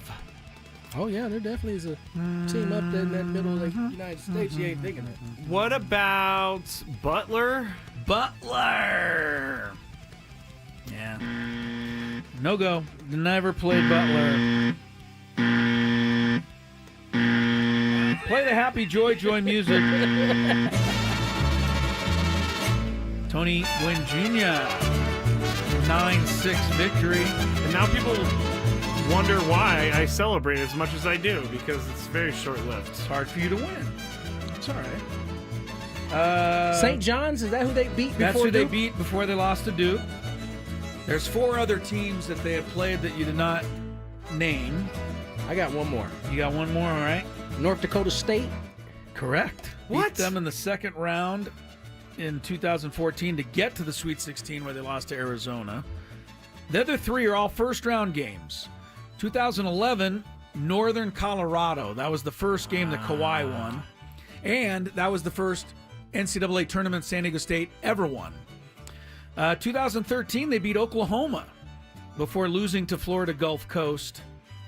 And in 2014, they won an overtime game over New Mexico State before North Dakota State. North Dakota. Very good. Tony Gwynn Jr. That was pretty recollection. Good. That was pretty Get good. everybody ready for the tournament. Yeah, that was fair. Hopefully, you're getting back. It's a fair topic. I tell you, that's, I don't know. If they don't make it this year, we're all going to be disappointed, and we should be. But you get to 10 out of 14 tournaments. Don't forget, you're getting there in a conference. It's actually 10 out of 13 because the one year they didn't have it. So they've been to 10 out of 13 tournaments in a conference where you're not guaranteed a berth like all these other conferences. Yeah. It's really quite remarkable what Fisher, Dutcher, and those kids have done for now a decade and a half of excellence. Very well done, guys, out there. Because I know we're going to be. I know if they lose this, if they don't quite make it this year, it's going to be Dutcher did this and that and the other. It's hard to be too upset at these guys. They've really been good for a long time here. Hopefully they can do it one more time. Someone on the chat's asking what Tony's record is in the game, and I said probably, not sure, but probably 123-4, maybe. No, I think I got somewhere around 10 losses. Yeah, wow. But he's got. He probably wins about 5 out of 6. I'd say on average, was it maybe a few more. It was either the 22 year. One of the years you went. Oh, I was incredible at this game, and then it went downhill. No. I wasn't saying. I was saying I was incredible. One of the years you went 2022 winless. was the year you didn't win, Right. like the whole year. We had to wait for the ball to drop in Times Square before you finally got back in the win column. If someone's saying that you need to find the perfect Skraby category, if you were going to pick a category to fix it for me, what would it be? I think we'd be in the golf department for sure. Well, Tony beat me at that one time. He did. I don't remember it what would it was. It would have to be off sport topic, I think. Somewhere in murder or like true crime, serial killers. How about true crime? Yeah. Horror movies. Yeah, for sure. Yeah, notorious U.S. criminals who have murdered more than 15 people. Go. You don't want me to actually That's start. what I mean. You could win that category. Win that category for sure. Start. You could win that category, I think. I think people find me a little weird in that department, but in a lot of departments. Like the psychology of it all. It's very interesting. It's all very interesting. Yeah. Sir. Yes. Connecticut, as I said, they closed the game on like a 30-6 run. They were way behind Villanova. You think that helps Hurley's ego at all? No kidding. Floating off the court. I am the greatest coach that ever I mean, coached. honestly, he's walking. He's being carried off with the fronds and the grapes. That's what he thinks of. I'm pretty sure this guy. He's annoying. Oh man, do you think the way it wouldn't fly as well? Him talking to an NBA official the way he talks to. That's what a lot of people are saying, Tony. By the way, when they talk Hurley, a lot of the comments are, "Thank goodness we didn't get him." And it's Laker people saying that just no way you'd want this guy. He would have been eaten up by. I mean, the energy he gives. There's no way he can sustain that for 82 games. I don't think you can bring that kind of arrogance into an NBA locker room because these other guys, they all make more money than you do by a mile, and they're way more famous and athletic. And I mean, Dan Hurley was a piddling player at best at Seton Hall. I'm not giving him any more credit than that. Definition breakdown of piddling? Piddly? Piddly. Barely could dribble the ball up the floor without help. Okay. Tony, what's your quick grade on J.J. Redick's performance so far this year as head coach of the Lakers? High marks, I bet. Say again? What's your letter grade for J.J. Redick so far? High marks. He's done good. I love J.J. And the I hate to say it. A? B plus. All right. B plus. Lakers are, they're a top 6 team. You know his West. best coaching tool is? That he holds everybody accountable, including Mr. LeBron James. LeBron James. I believe he also holds himself accountable. He does. Which is a good trait. I do like that. to have. Yes. Tomorrow, Bye, it's Tony. Tomorrow it's me and Skraby. We wave bye to Tony, but we'll catch up to him somewhere on the way to Peoria or thereabouts. Skraby, Padres, Mariners.